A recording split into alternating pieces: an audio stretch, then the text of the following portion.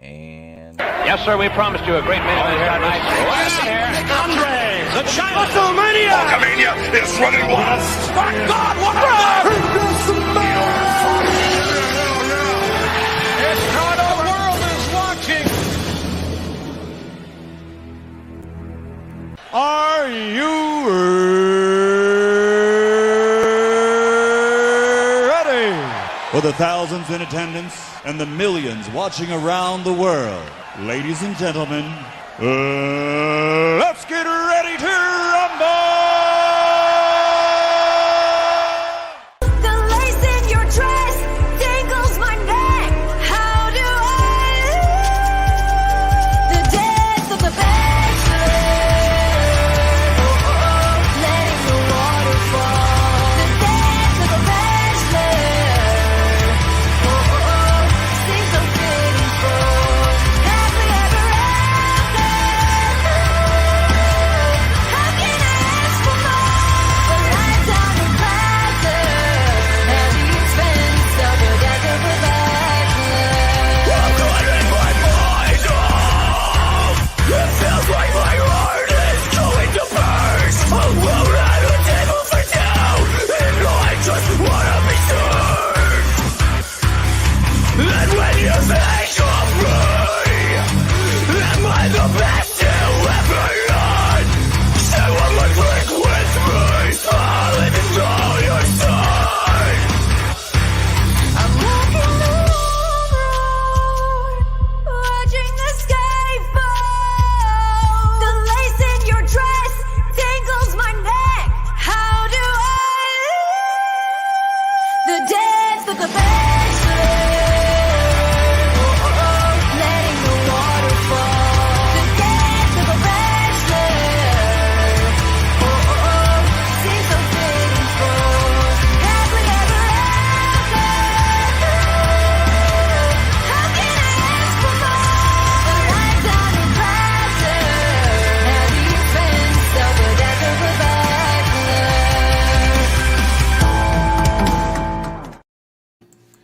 ladies and gentlemen, boys and girls, children of all ages, it is I, it is he, it is me, P double D, E Temple Kuyan from the Place to Be Reviews.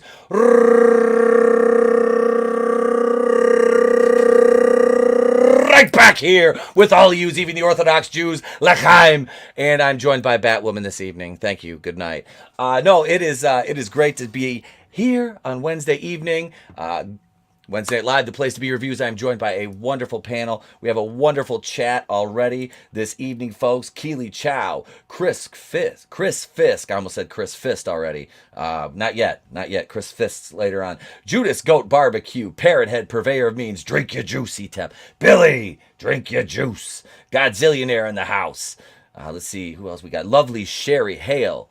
Lovely Sherry. Nano Reaper. Brutal Morningwood, the best name on YouTube. I guess I mentioned Godzillionaire already. Immortal Coil in the house. Gap Stargate. Draven's in the chat. And on the panel, super fan Adam Shawhan is right here with us too in the chat.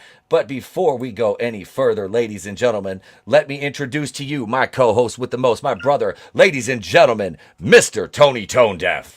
It's the world's wokest warrior, primitive-sided, toxic fanboy aligned with the like-minded. Tony ToneDef rocking with you. It's Wednesday Night Live, the Place to Be Reviews. Looking forward to a big show. I shaved my balls for this. There goes the tumbleweed. Nice. gotta stay fresh. I'm Manscaped. just saying, Manscaped, yep. Yeah, powdered up with some Gold Bond, and I'm fucking feeling good. Ooh. Not YouTube. Don't pay attention to that F word. Mama Susan's got her boot on my neck right now as we speak. Thank you, Tony. Let me go down the way here and introduce everybody else. Joining us tonight, he's the vampire that don't sparkle. Ladies and gentlemen, Angelus Draven. Hey guys, looking forward to a good show tonight. And that intro was fire. Death of a Bachelor. Who does that cover? That is Hearing Shapes, the same band that does our Monday night song. Okay, awesome. I thought it sounded familiar. So yeah, that's the Yeah, thank you, brother. Thank you for being here. Appreciate it, man. Next on the panel this evening, ladies and gentlemen, he's no stranger to the show here. It is the Rookie Critic. How can you not get hyped being on the place to be reviews?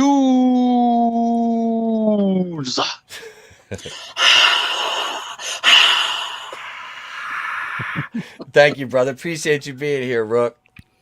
Hell yeah, glad to be here. I'm waiting to see those chicks wrestle again. I forget which ones you showed us that one time. That'd be cool. Oh, I'm working on getting Jennifer back on the program. Actually, yeah, she's a lot of fun. Next up, ladies and gentlemen, he's back. It is new comic book Normie. Hey, new comic book Normie here, Normie for short. I'm also looking forward to a great show. Kind of wish I knew beforehand that someone else was going to shave their balls. I would have joined them in camaraderie and brotherhood and all that. But maybe next time, Tony. It's the thought that counts, bro. This dude's killing. He's got his eyes match his hat. Like that is look at that shit. Look at that shit. He's like, "Hello, ladies." I should cue the Val Venus. We need a Val Venus gift. Thanks for joining us, Norm. We appreciate it, brother. Thank you for having me. This is going to be a fun show. Absolutely. And last but certainly not least, this cat right here is one of the most underrated YouTubers, and I say that. I say that because he truly one of the most underrated YouTubers with a fucking big channel. Fan scene, dude. This cat is a wonderful guy. Welcome back, man. Good to have you, brother. Did I shave my balls for this? Yeah, I'm glad to be back, man. Thank you for having me back. Yeah, it's going to be a fun night and a great panel here tonight, man. Everybody's awesome. Dude, thank you for being here. Stand for a very hairy sack. I learned one thing: we all qualify for an Old Spice or Manscaping commercial together. Oh yeah, I know. I need a shave and a haircut. I'm good. I'm good on the haircut.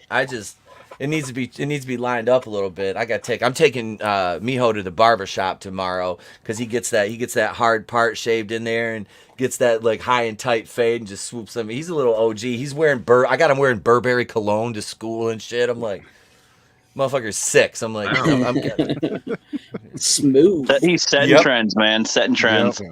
Yep. Not me. I look like a Dr. Squatch commercial. It's just yeah. Hey, and if Dr. Squatch wants to sponsor me, I use your soap. I actually use the Manscaped products too. We got the Crop Toner Ball Deodorant and the Lawnmower 4.0 trimmer with the light and water resistant. Yeah, it's a wonderful utensil. Don't they have a 4.0 now? Yeah, that's the one I got. I got the 4.0. Oh, okay. Yep. Yeah, it's wonderful. See, but I kind of like using a Remington and having it, slice me up a little bit. That's like shooting dice in a circle of murderers, man. It's like freaking Always Sunny with Russian roulette in the when they're playing Russian roulette in the basement. Hail my sketchbook 340. What's going on, Cardinal? Welcome. We're gonna jump right into this. We're gonna jump right into this because Wednesday nights, Tina Bojan's in the house. JM 2021. I love it. Seeing some names we haven't seen in a while, but you guys arrived just in time because it is time for our favorite Wednesday segment. We did a story Monday night that could have went on this, but we've got 3 great stories here tonight, ladies and gentlemen. It is time for Holy Shit News. Holy shit! Are you thinking what I'm thinking? I don't know. Were you thinking, holy shit, a swordfish almost went through my head? Holy shit! Holy shit!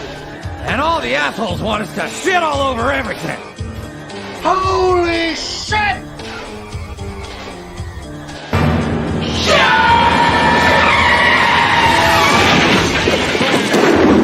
Where's the Tylenol?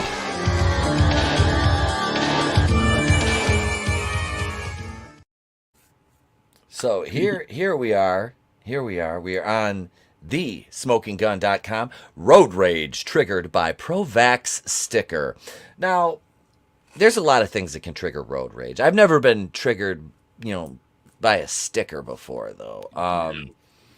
And before we talk about this story, and this is ridiculous that I even have to say this, ladies and gentlemen, we at the Place to Be Reviews do not dispense medical advice. If you want to get vaccinated or don't want to get vaccinated, either way, we humbly suggest you consult your own personal physician, as we are not dispensing medical advice, only offering commentary on an otherwise ridiculous statement.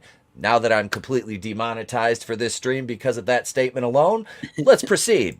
May Thank I you, add Mama something Susan. real quick too? Also, Yeah. that we also I'm gonna speak for the rest of y'all. We also really don't care which way No. you do. No, Agreed. don't give a shit. Don't give a shit either way. I was going to There say, I used to don't. be stuff that people don't usually tell each other. They'd just be like, "Yeah, it's my business." Yeah. Right. It was like your voting and your religion. Yeah. You just don't. Like You personal, didn't talk just- about it. You didn't Yep. talk about it, and nobody actually wanted to really know.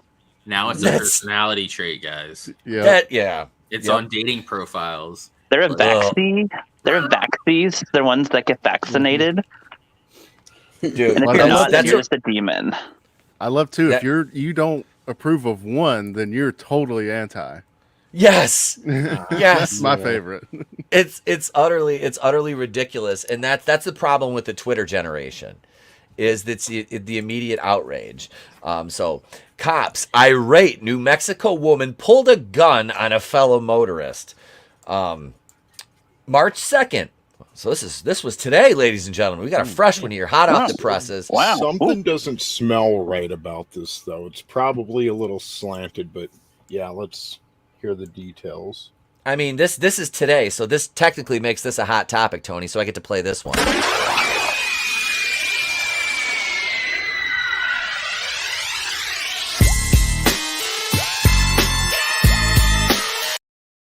It's a hot topic inside Holy Shit News. And I just love showing that video footage. That's from the Summer of Love, baby. That's from the Summer of Love. Here we are right here. Nothing but peaceful. Nothing but peaceful. It was nothing to see here, folks. Yep.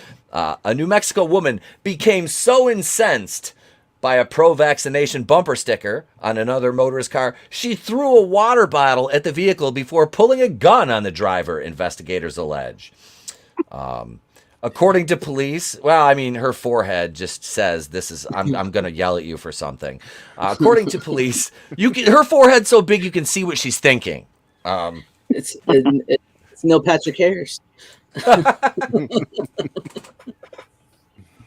She's no wonder she got so mad. She's like, I'm a physician. I know these things. You shouldn't do that. Friggin' Doogie Howser. Wait, lovely Sherry says, is it weird that Fauci suddenly disappeared? You're wrong, lovely Sherry. You're wrong. If I had Right to wager here. a guess here, I'd say maybe mid-December of 2025. You can have your Thanksgiving in 5 years, you bigots. Who's Dr. Fauci? Right? I don't know who that is. Hey man, he like corn, but he's not Jewish. Is he corn pop? We're going to get a propaganda piece in a couple days that Fauci's actually over in Ukraine standing with them. And With some terribly photoshopped picture. yeah. I'm waiting for the magazine to fall out of his rifle like it did to that one guy. That one soldier over there during the interview. I was like, he just That would be falls great. right out. He's like, oh, come on. I practiced all night last night. Shit. So somebody give me duct tape. It fell out again. I don't know. Don't tell me. The glue was supposed to work. Maybe if we don't acknowledge it, it will go away. They duped me. They duped me. Nano Reaper doesn't count as waterboarding if it's Essentia water. I mean, got According a to- bit of technicality there. He gets acquitted. Boom. Mm-hmm. I shouldn't hit the desk. The dog will start barking again. The wife will come in and yell at me like she did Monday. That was fun. According to police, the road rage incident began Sunday afternoon when Christina Blair, 33, began yelling obscenities and honking her horn at Gabriel Chavez, as Chavez. If I don't want to pronounce it wrong, it's Chavez. I got corrected for that the other day in one of my videos. As the pair's vehicles traveled on an Albuquerque road, Blair cops say was angered by the vaccinated bumper sticker on Chavez's car. Chavez, according to the criminal complaint, told police that he gestured for Blair to drive around him, but she proceeded to follow him to an intersection. While at a red light, Blair threw something at his vehicle. Concerned that the confrontation was becoming more aggressive, a frightened Chavez sought to drive away from the situation, a patrolman noted. But Chavez then accidentally backed into Blair's car. This is slanted. Like, he's just nice and go around me, and she becomes enraged and he accidentally backs into her car. Like, something happened here that they're not telling us. Yep. But Chavez then accidentally backed into Blair's car, prompting him to pull into a parking lot of a nearby Walgreens to exchange insurance information. An extremely irate Blair, cops say, retrieved a handgun from her car and racked the weapon. Do frightened people pull over to exchange insurance information? No, you call 911, go to a police station, and then tell them when you get there, hey, I need help dealing with this. God. Yeah, was this... Oy vey. Oy vey.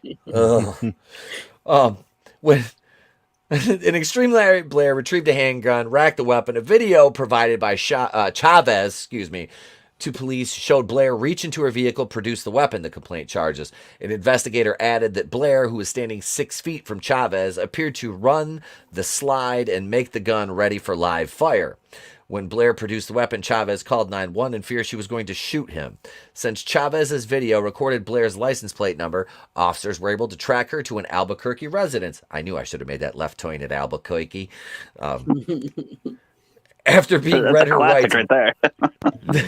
Bugs Bunny was in trouble this day, folks.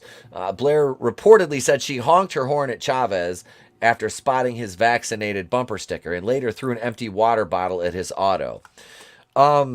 Okay, so honestly, this is utterly ridiculous. Hail Rugo Beta, what's going on? This is so stupid. It is made up. An empty water bottle? I mean, there's air? Okay. Yeah, like that wouldn't catch any momentum. Plastic combined with air equals non-lethal. That's less than lethal. That's less than lethal ammunition. Rabbit season. Is there such thing as unlethal ammunition? I was talking about the water bottle, not the handgun. No, there's something else here, because it's like most of that propaganda has died down now, and everyone's focused on something else. She would have snapped a long time ago if it was the sticker. Like, something else happened, and they're anyway, I won't harp on it, but No, you're probably right. Like, he was going really slow in the ultra fast lane, and see our brake checker, and that fucking just set her over. Probably. I get super pissed when people drive really slow in the left lane. So I will ride your ass. And then they always tell you to go around. They always tell. It's like, no, you get out of the fucking fast lane. Exactly. Yep. Sorry, YouTube. Don't pay attention to that one. Yeah, we're not past the half. We're not past the half-hour point yet. I'll do better. I have had people on the highway try to brake check me. Yeah, like, it's like, dude, you're gonna kill yourself too. Like, I've had people do that, and then I get over, and then they get over in front of me. Yeah, go in like 3 lanes, and usually I just slow down and get off at the next exit. After that, I go faster. I'm not going to try and NASCAR around you and all that. I mean, maybe when I was younger, but now it's like, just to hell with you. Oh, hey, hang on. We got a super chat, ladies and gentlemen. It's my Australian brethren, my twin, Mr. G-Tep himself, Mr. Grant Gregory, for $2 Australian. He says, I'm going to do this because this is a Robert Loggia. Lesbians, drink your juice. Other E-Tep catchphrases. Billy, drink your juice. Robert Loggia said so as he's plowing your mom, Billy. Drink your L. lesbian. Robert Loggia.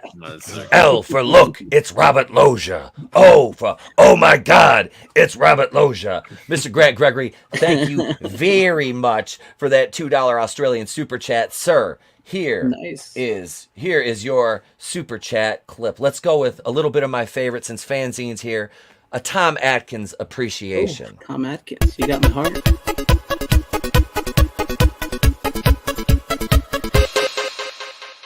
Thrill me, thrill me, thrill me, thrill me. Good news and bad news, girls. The good news is your dates are here. What's the bad news? They're dead.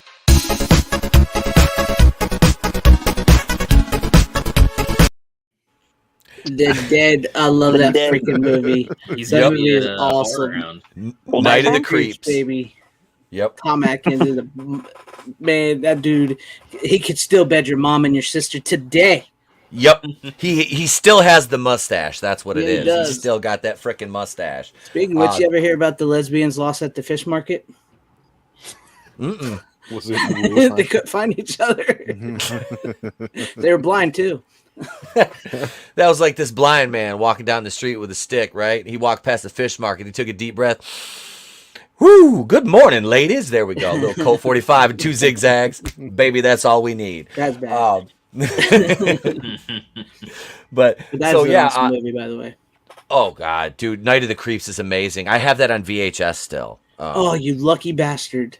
I would love to not. get that. It's the one with is, the little man. slug things, right? Yes, Yeah. yes, Yeah. yes. And you dude. know, it really doesn't matter if it is worn out. That thing is worth tons of money on VHS, Oh, nice. more Yeah, than the it's- Blu-ray.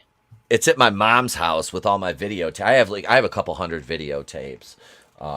But yeah, it's at mom's house. But yeah, I do have that. I saw that movie. I was probably like 8 years old, I think, when I saw that. I was like, oh my God, because I was really starting to get into horror between like 7 and 8 was my like big horror like awakening. And yeah, that was one of my faves, man. I freaking love that Great movie. flick.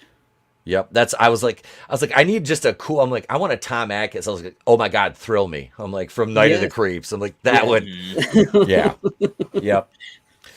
So this woman in the story, Christina, she shouldn't have had a gun anyway, because as Nano Reaper pointed out in the chat, she had a 2007 aggravated assault and tampering with evidence, which was a felony. She has a felony on her record, so I don't know how she had a handgun. And I want to see more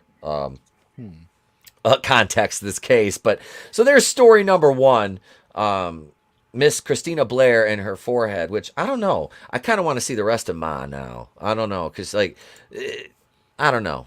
You always do. You always do. You know, this, she's not smiling, which kind of puts me in fear of the teeth. But she has that slight grin of, I'll do this again. Oh, yeah. Yep. And I'll do it again. I'm a recidivist. Yeah. This ain't my first rodeo. Yeah, I can't say as I've ever been, you know, that mad to where I'm like, you know what, seems like a good idea. Pulling a gun on somebody that cut me off, like nothing good can come from that. Sounds like somebody doesn't want to own a gun anymore. No, because that's usually what they do. They usually take them away when you act stupid like that. Yep, and it's very well they should. Yes. JM 2021. She looks like a raging criminal Karen. Yes, she does. Yes, that could be a cool movie. Raging Karen. criminal Karen. Look You at thought she Samuel wanted to L. complain Jackson to or the Black manager, but what if the manager is the law? How far will they let this madness go? I like Immortal Coil says that's a smirk. That smirk denotes violence. You know, smirking is a crime. Just ask that kid from Covington who's really rich right now because of CNN. Oh, yeah. Coming next, Kyle Rittenhouse is about to be a rich man. Yeah, he's gonna be rich too. Tony, are you okay? Did Robert Loggia bring juice, Tony? Did he bring her forehead arrives 5 minutes before she does? Judas got barbecue bringing the heat. Like I said, that's not a forehead, that's a 5 head. But she sings that song. You'll never find blum blum blum a forehead like mine. But What's a drive-in movie there, man? what are we watching? Oh, look, the Thing's playing. All right, all right. I'm speaking of all right. While I get the next story ready here, I'm not all right with them making a sequel to that. Although it is John Carpenter doing it. Yeah. Which sequel? I don't know, man. The Thing. They're gonna do a sequel. Yeah, I know they did that prequel like a while ago. John Carpenter said he has an ideal. He said, as far as anybody knows, McCready and help me out with the other guy's name in it. Oh shit, the other guy, Keith. I know it's Keith. Yeah, I know his real name's Keith, but I can't remember his name in the movie. Anyways, he said, as far as everybody knows, them two guys are still alive, and he has an ideal, and which is fine, but we don't really need a sequel to it. We don't. I'd rather not really know the events. Yeah, I know it's John Carpenter and all, man, but come on. I mean, love them or hate the new Halloween movies, because I know Etep, I know you don't like them. No.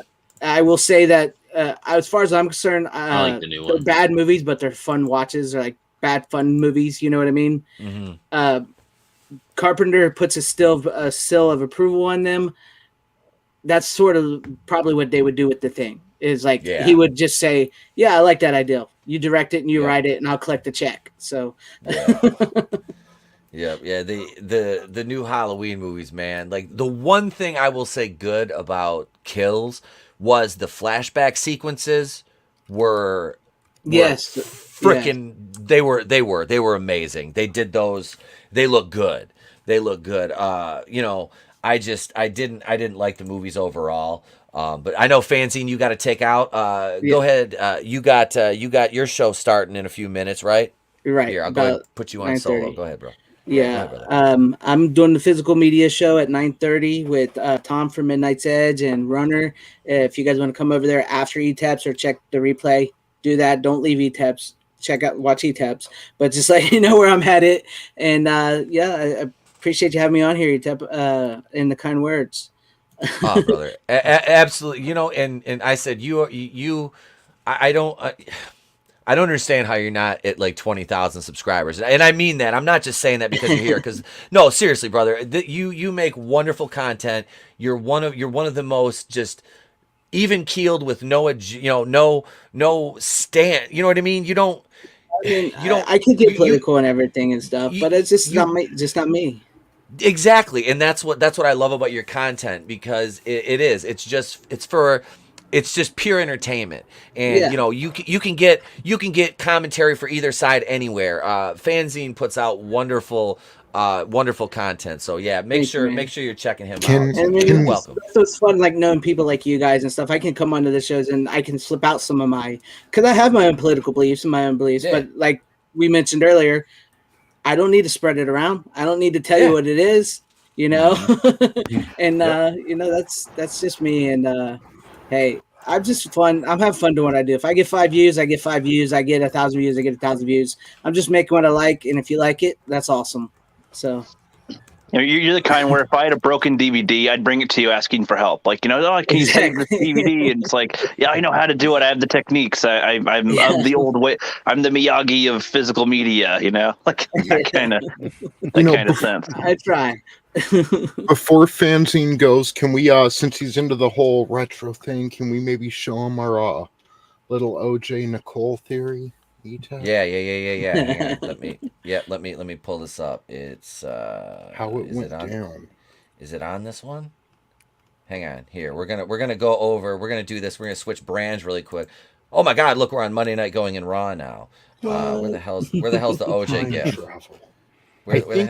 I think on Monday we switched over.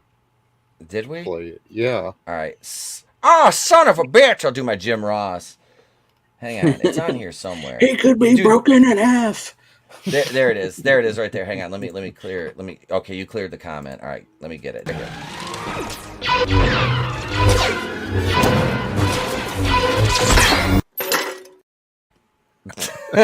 Actual footage. It makes Actual sense. footage. I think you solved it. It was me, Austin. It was me all along, Austin. Oh, son of a bitch.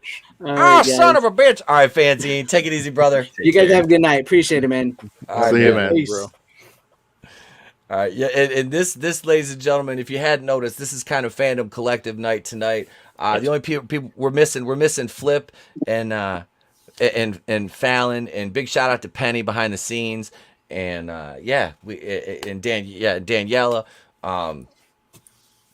Fandom Collective rocks, man. This is a great group of folks that does wonderful things to promote content creators, and I've been a part of the FC since Rook 2020. You guys kind of picked me up after I started DMing you guys. I was like, I saw this thing. I'm like, I need to get more involved on Twitter, and yeah, here you guys were. And for that, I thank you, brother. I do. Yeah, no problem, man. It's part of what I love about this is seeing channels like yourself grow, man. I mean, you're a young spunky Brewster or something back then. I don't know references like that, so I just don't know if that's good or bad, honestly. And you put in all the work. You had the Pixar mom butt thing. Yep. Hilarious as shit. And you had this attitude, and you had freaking talent. You've got so much talent, dude, with voices and impressions and stuff, and just stuck to your game. Look at where you are now, man. You're still climbing. This is like you completed level 1 of your journey. Now you're going to go to level 2 and beyond.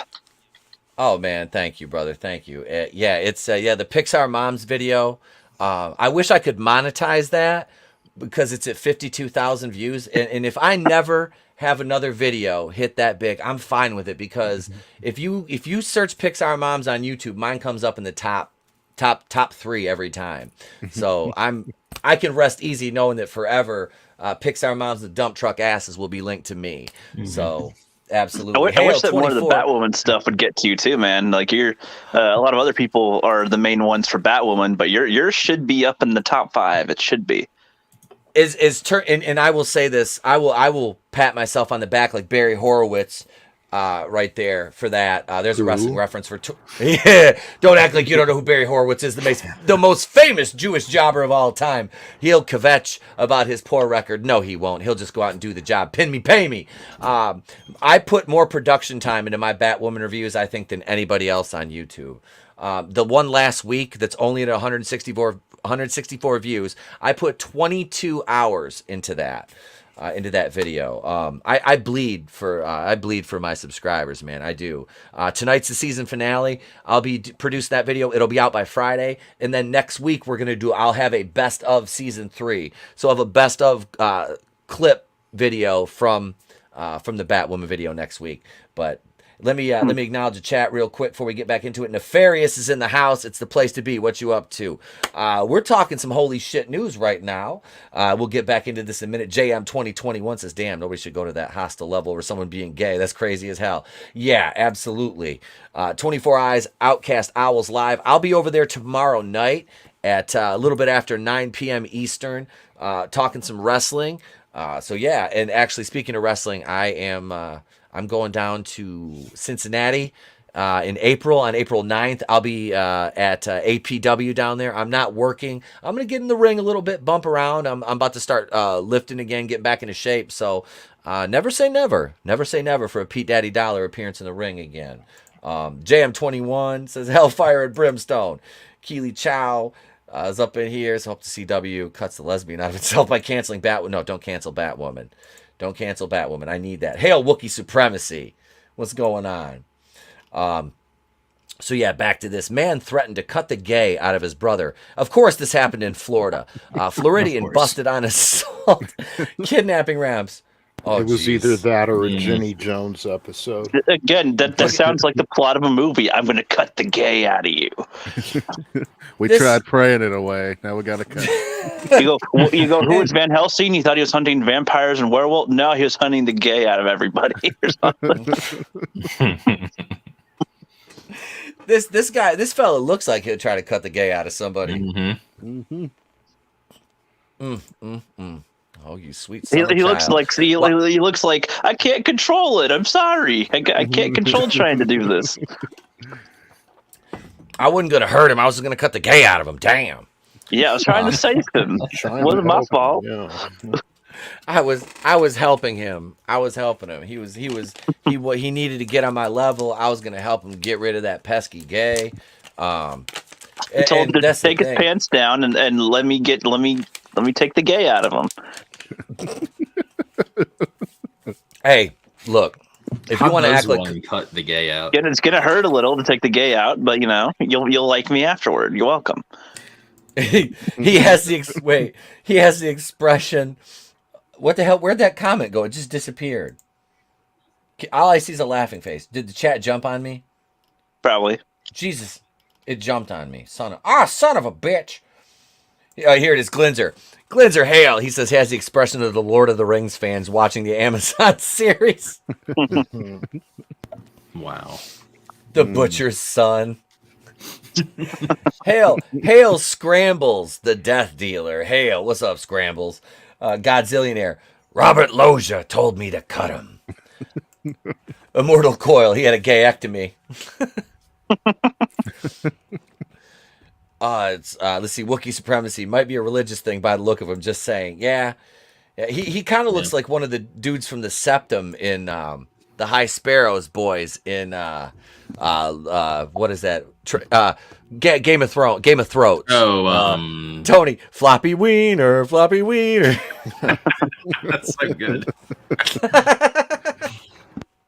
Scrambles the Death Dealer. Thank you for stopping him. Thank you. We appreciate you. Smash that like button for me. Was it Grey Worm? Yeah, Grey. The Unsullied were all eunuchs. Yeah. But so was Varys, the one bald dude. He was a eunuch too, because Tyrion would always mess with him about not having a cock. But I'm actually watching that for the second time through right now. Game of Thrones. I'm getting ready to read the books, so just for the hell of it, I started watching the show again. But according to Miami-Dade police report, officers responded Thursday morning to a 911 call about a violent dispute at a Miami residence between David Martinez and his brother. Martinez's kin told cops his sibling had been acting strangely since last night and threatened to cut him while sharpening a large kitchen knife, telling him he was gonna cut the gay out of him. Now, there's no word if he called him a medicone. He did not call him a medicone. There's no reference to that, but we can only assume that there was some. It was uttered at least once. Martinez told the victim he was going to kill him, cops say. When the man sought to depart the residence, Martinez followed him out, grabbed him, and told him to get back in the house. In fear, the victim returned to the residence, but was eventually able to exit the location and had a friend contact the police. When officers arrived at the home, Martinez became irate and was uncooperative to the point of struggling with cops who attempted to detain him. After being taken to the ground, Martinez was handcuffed by officers who seized a knife from the premises. As seen above, Martinez was arrested for aggravated assault with a deadly weapon, kidnapping, false imprisonment, all of which are felonies. He was also charged with 2 misdemeanor resisting accounts. Martinez, whose occupation is listed as construction in the police report, is being held in county jail in lieu of $22,000 bond. So basically, he probably hangs out in front of Home Depot and waits for to get picked up in the morning. Was the knife dipped in holy water first or something? I mean, yeah, no word if there was holy water used. Where'd he get the bath salts at? Because that's what it sounds like he was on. I mean, this sounds like you described an episode of Supernatural. Yeah, yeah, but it's real life and it's bath salts. And it's like that's the gay killing knife because you can only do it with the one knife or something. Yeah. The demon killing knife. Yep. Oh, trying to cleanse them of the gays, don't you see? Was it a religion of peace? He was using the gay knife. He said, yeah, yes, and now let us sit back and discuss wife beating again. Oh, great time. Chris Fisk, trabajo por tú. Oh God, this guy. I would suggest shaving his head completely if I was him. Because this is basically like Latino ETEP if I grow my hair out right now. Latina. Yeah. It's Latinep. It is. Oh God. Was the knife signed Lorena? Immortal Coil. In the end, there can be only one. Did he have a thing for goats? Immortal Coil Latinx Tep. Oh no. The only thing I can say about Latinx Tep is E-Tepo. Oh, I love you guys. You guys are awesome. The chat is on fire. Hey, Lantern. Oh God. So yeah, there's story number 2, and of course, why wouldn't this be a Florida story, right? Why wouldn't somebody try to cut the gay out of his brother or whatever? Try to be I don't know if he's a brother or just a cousin. I'm not sure. Maybe he was Tio or Tia. I don't know. If it was his mom, he would use the what do they call it? The freaking flip flop or whatever. What are the words that they call that? Chancla. A chancla. She used the chancla to beat the gay out of him. I went to I was at the Chinese restaurant down the road from my house picking up dinner one night, and there's a chancla laying in the middle of the parking lot. Tony, I sent you a picture of it because I was like, look, Tom Hanks was here, and I'm like, I was like, some poor Mexican kid got his ass whooped here, and his mom fucking left the chancla laying here for evidence. I'm like, something terrible happened here. There was a fucking crime here. Now this last story, we're not on the smoking gun. We did a story from my home state, from the city. I don't live in Detroit, but we did a story from the city of Detroit the other night about the FedEx man picking up a hooker down on what was it? It was 6 and Conant. It was Conant and 6.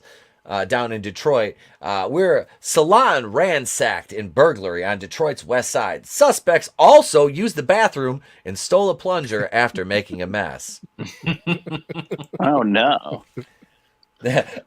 Oh, that's nasty. I mean, you could have almost read that if you read that a little differently. Like, took the plunger after almost making a mess. Like, it'd be a different story altogether. Oh, hang on. I can do it. Godzillionaire, I'll do it in Macho Man voice, all right?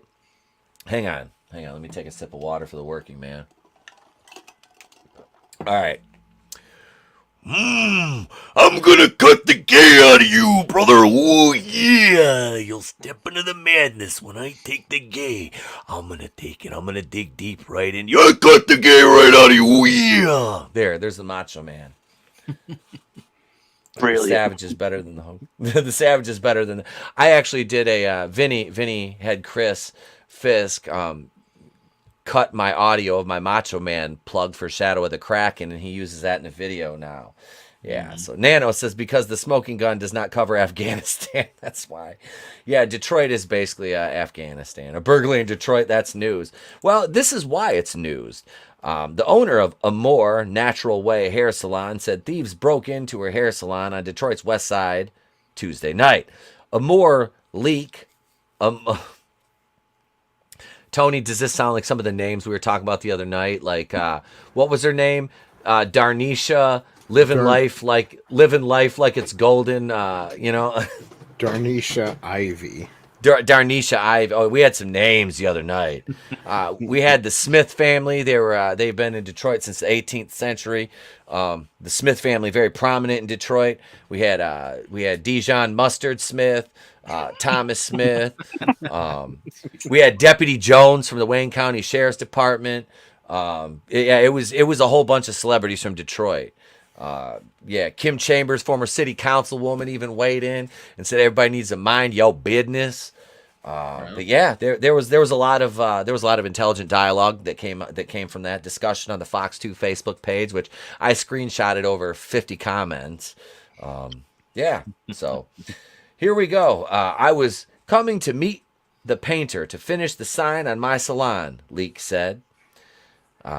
Amore Leak said she was just finishing up the final touches on her new salon, Amore Way Natural Hair Salon, located on Grand River Avenue. She closed up shop Tuesday night, but when she returned on Wednesday morning, she knew something was wrong. I saw my air condition that I had just, I think that's a typo, air conditioner, had just installed in the window wasn't there like it was the day before, Leak said. I got inside, my doors were unlocked, left unlocked, and my stylist always locks up. I came in to discover my salon in shambles. Everything was thrown everywhere, drawers taken out and dumped. Amora showed us photos of the damage. Her new shop was destroyed and everything was gone. The TV, the big flat screen was here. The fridge was in the back behind the bathroom, Leak said of the damage. This is broken now because they ripped everything and just pulled everything out. But that's not all the burglars did. They used the bathroom. No, they did a number 2. Not the bathroom. They did a number 2 and then stuffed it with paper towels, not the toilet paper, and stole the plunger, Leak said. They didn't flush it. Then took the plunger. It's the oddest thing. The humanity. And this line right here, this lets me know that I can go back and make the joke that I was going to make. I was just waiting for confirmation. So Leak now has this message for all behind this. Stop taking from your own people. I'm a young, melanated woman who's just here looking to build and start something to pass on to my son and his children. Amor said, even more frustrating about the situation, she already hired a security company to install a security system next week. Detroit police are investigating. Okay, so she says, I'm a melanated person. All right, she says this is a natural hair salon. I bet you it was full of weaves and shit. I bet you they stole thousands of dollars worth of weaves and tracks and wigs. I guarantee it. I'll guarantee it.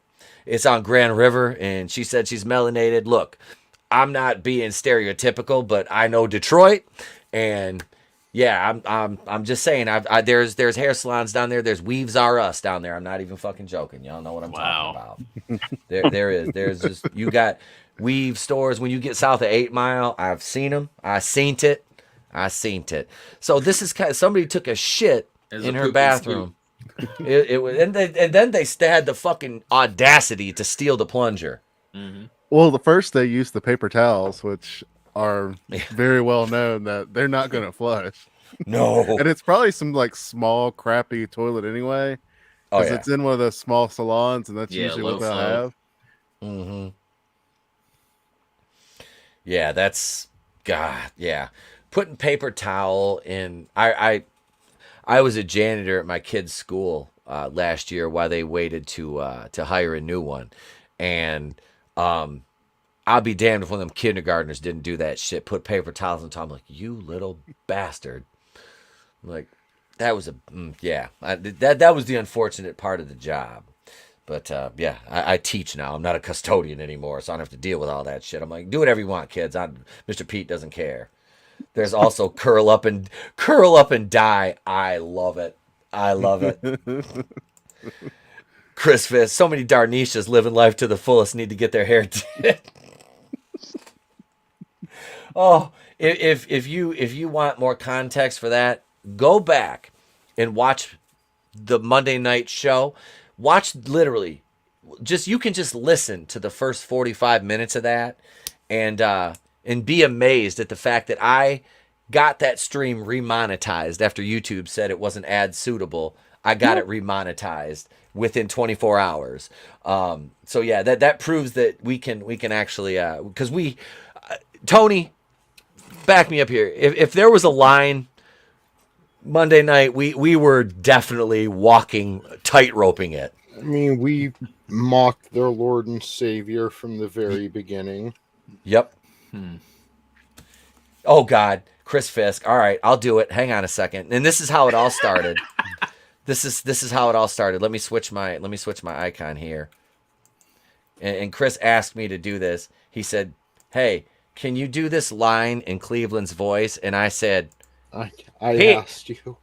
Oh yeah, Tony did. I'm sorry, Tony did. I'm Not that fucking, it matters. I'm just, yeah. I can't breathe, Peter. I can't breathe. And Joe Swanson's back there going, Cleveland, stop resisting.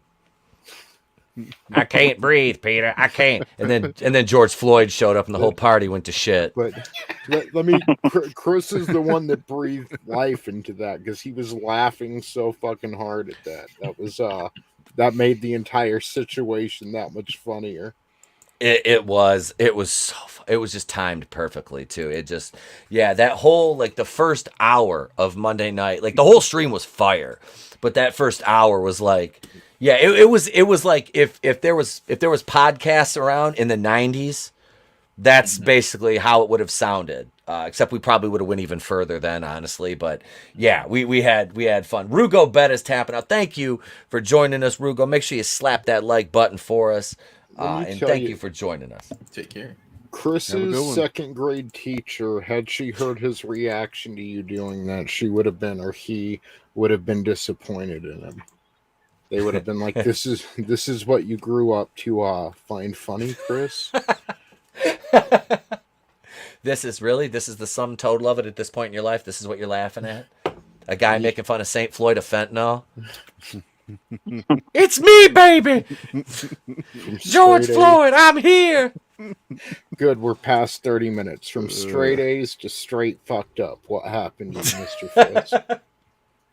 I wanna find that. I downloaded, because at the end of, if you watch the whole intro from Monday night, like the last 5 seconds of it are my man doing the fentanyl shuffle in the store. It's George dancing. I was like, I purposely threw that in right at the end. Don Cheeto. Parrot Head, I'll get the Don Cheeto mask out. I'll do it. Don Cheeto's here. I'm waiting, like I said, I'm waiting to get my Doomtep helmet made, because I'm getting a Doomtep helmet. So we're going to have a whole Doomtep is getting interviewed by Emperor Palpatine, because I bought this little gem right here. Y'all see me wear the Palpatine mask. So yeah, I got stuff I'm doing. I'm not just gonna, when Batwoman's done, I gotta do something. I gotta dance for nickels for you guys. No, you gotta go even further with Batwoman by getting a Batwoman wig. I'm going to Detroit this weekend. I'm gonna stop by Weave's Arse and get a weave, a perm, and a press and curl. Yeah, my head will look like a basket full of curly fries. You could do the curly haired one or the redhead one. You got all your options for your Batwoman needs. What do you say, Ruby? Should we do it? She'd be like, I'm a woman. I'm a wanker. That was holy shit news, ladies and gents. I hope you enjoyed that, and it was a nice way to end on the Detroit note. It's just George Floyd and Tyrone Bigsby in an alleyway. He tapped the redheaded Jew. I wish I got that Bigsby. Tyrone Big. Hey, baby, you got any crack? No, man, you got fentanyl. Hell yeah. That ain't crack. It's fentanyl, baby. It's fentanyl, baby. That's not crack. Let's get high. No, Tally, I do not want to get high. Oh, all right. So here we go. Here's some memes, and we'll cue up the first topic, ladies and gents.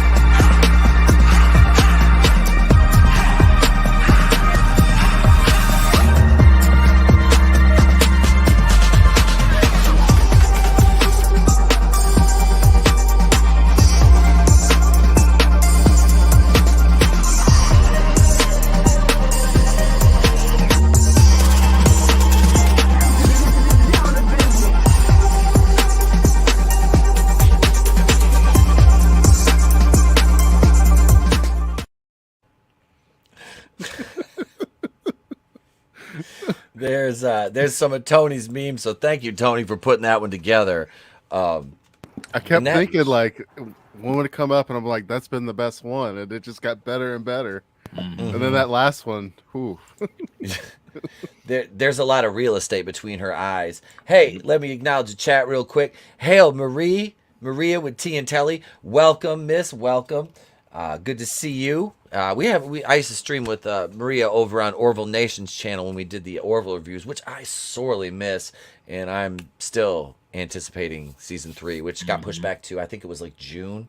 It got pushed back to. So yeah, it was because it was supposed to debut this month. Yeah, so actually in like a couple of weeks. I thought it got pushed back, but yeah, I'm looking forward to that.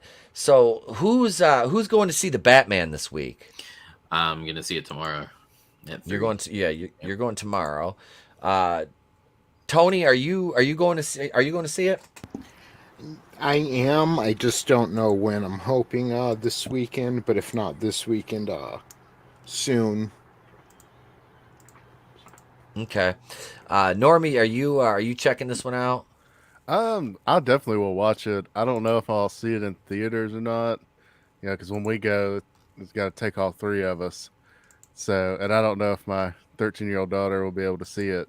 From what I hear, it's not. For it sounds like it's gritty and dark as shit. Yeah. So probably. Yeah, it might be one of those we get on demand and watch while she's asleep. Yeah. What about you, Rook? Did you weigh in on this one? Are you going to check this out? It's like I don't have any interest in it, but because Flip Angus and I could talk about it, I'll probably watch it anyway. So I'll probably watch it on Friday. All right, yeah, that's. I'm going to check it out Friday night at 7. We'll be live here Friday night at about probably 10:45 for about an hour or two, kind of breaking it down. I think myself, Vinny, like I said, and maybe Red if he goes to see it, or any. We'll figure out who else is going to see it, and we'll round out a panel. But yeah, I do. I want to. What time are you doing? What time are you doing it on Friday? About 10:45 Eastern. I might be able to make that. Might be able to. Yeah, if Angus has seen it, Angus can. I'll toss him a link too. Yeah, absolutely, man. You're more than welcome, Rook. Absolutely, brother. Yeah, because it'll be fun, man. We'll break it down, full spoilers and all on Friday night, right here, because I'm gonna be out of town all weekend. I'll be in Detroit getting my new weave. Hell yeah! I got to go down and see my wig maker and get a new. I got to get a flowing mane. So yeah, but no, they're actually wig farmers now. I can't wait. I don't know how I grow a wig, but we'll work on it. It's just a Culture Casino wig where you just plop it on your head and then instant Culture Casino hair. Just take house items and put that on your head, and you got a wig. Mm-hmm. I've got a wig right over there. I was actually gonna do the Macho Man impression at the beginning, but I'm gonna wait until I order because I'm ordering the shirt and everything, the Madness shirt. So yeah, but so the early reviews for the Batman are in, and I was on the dump earlier, and I listened to the Midnight's Edge non-spoiler review. Okay, Tom did a review of it because he went to see it, and it sound. I don't want to drop anything that anybody hasn't heard. But if you've listened to some non-spoiler reviews already, you've heard that there's a overtone of white man bad in this. Yep. I heard that it's not as high a percentage as people are saying. It's there, but it's not too much of it. Like I was about to say, it's 2022. I'll take just an overtone at this point. Yep. Honestly, if it's not in my face, it's fine. So yeah, if it's implied, whatever. But if it's you suck, Whitey, it's like okay, fuck off. Well, I just don't want CW DC. You know what I mean? Like the town of lesbians. Oh God, yeah. If Gotham is full of fucking lesbians again, and that's the thing is like it's not even fair because they're like all lipstick lesbians, the kind you rarely see in the lesbians. Wild. Yeah, because you got Poison Ivy, you got Harley Quinn. They're fine. Literally. Yeah, but those are the kind that don't talk about it; they just do it. As Yeah. sort of the Batman or the Batwoman ones are like, "We are lesbians here at Roar." And shout out to my lesbian contingent on Twitter, because I have a couple that follow me and they love the reviews. They love, and this is the thing. See, even the target demographic for that show hates that fucking show. Even the lesbians hate the show. They do. They hate it. They fucking hate it because it's like that's we don't all bed hop like that. Like it's That's not one of the reasons I tuned out of Legends of Tomorrow, because the show just basically became about I forget what her name is, the White Canary and the one chick that runs the Time Bureau or whatever the frick it is. That's all it was focused on. I'm like, what the hell is this shit? I don't care about this. There's like a whole like season finale of like them like going into this like limbo world, like, and they have to work through their relationship problems. It's like, what the fuck is this shit? That's real hardships. That's Yeah. yeah. What were you expecting? Superhero show? Yes. Yeah. Don't. How dare you expect a superhero show, you bigot? I know. It wasn't made for you. I know. It wasn't. It was not made for you. I mean, God, if you You have a vagina? No, then it wasn't made for you. And then he screwed over Constantine too, and then I forgot they made him gay, basically.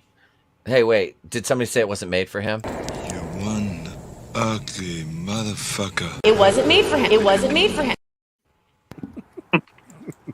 Nano Reaper says if you want to see lesbians, go to a local Subaru dealership. Legends of Tomorrow went off the rails after season 5. I've never watched Legends of Tomorrow. So I thought it was kind of a weird show from the beginning, to be honest. It was like I don't know. There's a lot of stuff. I was like, I don't know if I care, but okay. 'Cause time travel stuff gets really wonky. Yeah, it does. Yeah. I just wish the season with demons they would have did a crossover with Supernatural. It would have made sense, and it had Constantine and and throw the Arrow in there too, because him and the cast of Supernatural have like a bromance kind of thing. It just would have been perfect, but no, missed opportunity.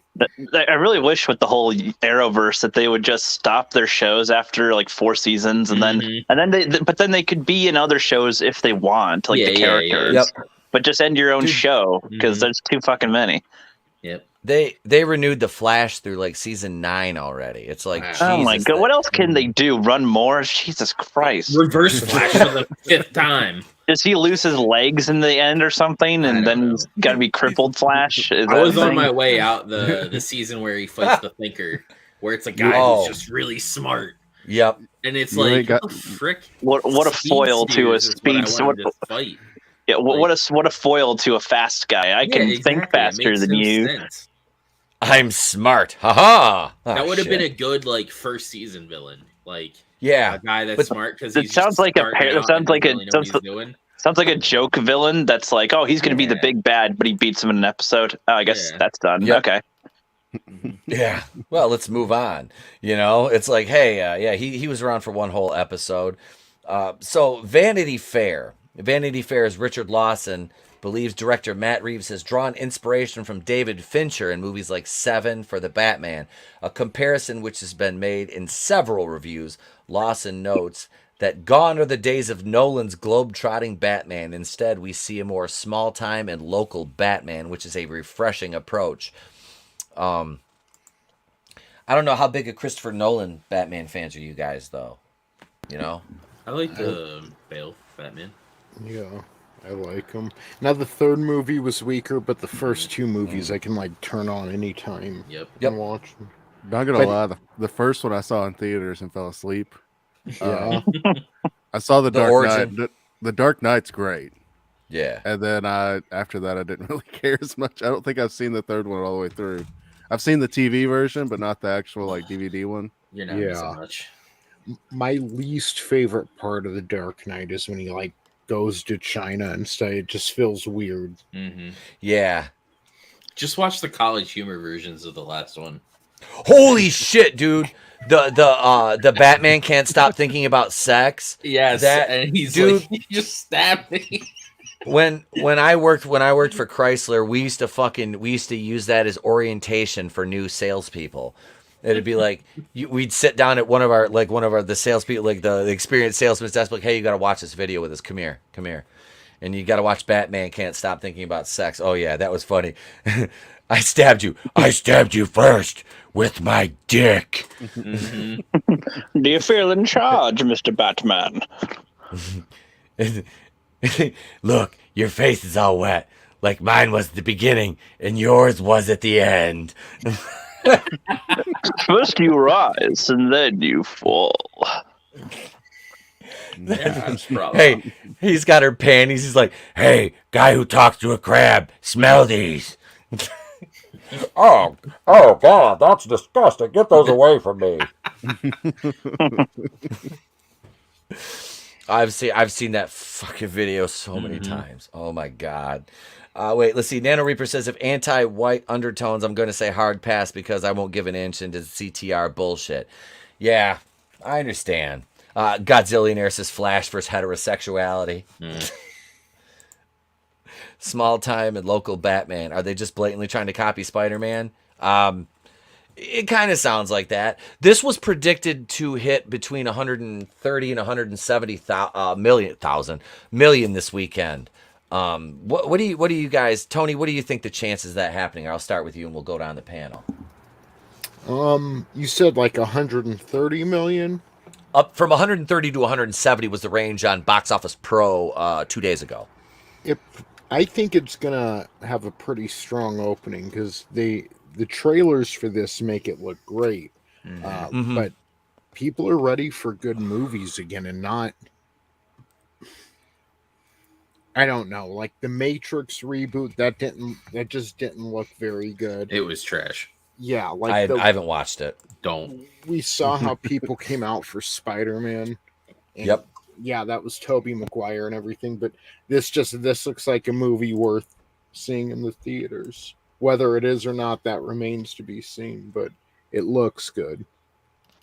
Yeah, that's kind of where I'm at with it. The trailer, and I understand, how they edit the trailers up, but it looks solid. It really does. I was very critical early of Pattinson, because I mean his body of work up to this point, but he has some good roles under his belt with was like Water for Elephants, The Lighthouse, Tenet. I couldn't get through Tenet. I've never watched it. Boring, and like the audio for like them talking was like super low. I'm like, what the hell are they even saying? Yeah, it was just kind of. It wasn't as good as it looked, in my opinion. It was, and that's kind of interesting. But all right, so we saw Vanity Fairs here. Let's see, The Independent. They say Clarice Lowry, or is it Clarice Lowry of The Independent rates the emo tones of Batman as a 4 out of 5 stars. After different iterations of the DC Comics character that have been gone over the past few decades, Lowry believes this Batman is the only one we ever actually needed. Overall, the reviewer calls it a very good Batman film, but to think of it as anything more only leads to delusion or disappointment. Well, Lowry sounds... Go ahead, Tony. What else would we think of it besides a really good Batman movie? Like, yeah. What more is there? Like, we should start, like, a religion around it, or, like, what? Well, it's not a very good Superman movie. Yeah. No, it was a terrible Superman movie. It's not a very good representation of Care Bears. And to be honest, Care Bears in it. Like, I was disappointed by the Snorks. Go ahead, Tony. I'm sorry. No, Clarice Lowry, talking about emo Batman, and this is the only one we ever needed. Actually, is starting to give me less faith in the movie. If anything else, Batman always been emo, kind of. Yeah, he's always been, dark, brooding. Yeah. I'd say he's more goth. Don't look at me. Well, it went to that kind of more darker, and then now the current ones, they kind of more make fun of it. They don't openly do it, but they do make. There's little things here and there where they're actually like making fun of it now. They get triggered when we ask where the trigger is. But yeah, the first review kind of them saying this, it's going to be a small time thing. I actually am looking more forward to it now because I'm tired of these like huge, big brain, like superhero movies. Let's do something smaller. Let's tone it down. Yeah, I agree. Something that doesn't have multiverse and time travel craft. Just the world's not at stake. Just a town. That's fine. Yeah, that's why I'm a little worried about Moon Knight too. I know it's not DC, but he's like a small time kind of like hero. He's not like super big. Nope, the universe is at stake. But I think they're gonna make him a big time thing. And only this street level character can save us. None of the other characters are gonna know anything that's going on. Yeah, this Moon Knight one versus street the level Hulk. guy. Yeah. They kind of did that in Agents of S.H.I.E.L.D. by the last few seasons. I think it's because they're like told that they're totally not in the MCU. So like, fuck it, who cares then? Like, we're gonna do it anyway. Yeah, they're like, look, it doesn't even matter. It doesn't matter. If Moon Knight's not peeling his rival's face off with one of his shurikens, I'm out. I don't know how you think that Moon Knight. That just sounds hilarious that you just say it like that. Yeah, he's got to peel off that shit from his face. And then that's my hero. That's what he does. That's what he does to his rival because he's tired of beating him all the time and him just not getting it. Like, I beat you every time. Like, so he literally rips off his face, like face-off style, like with the freaking batarang, basically, because that's what it is. But it's in the shape of a moon, and kills him. And then he starts hallucinating and seeing him. It sounds like that's his superpower. I get to peel their fucking faces off. It's my power. I love that movie too. Bath salts. I want to take his face off.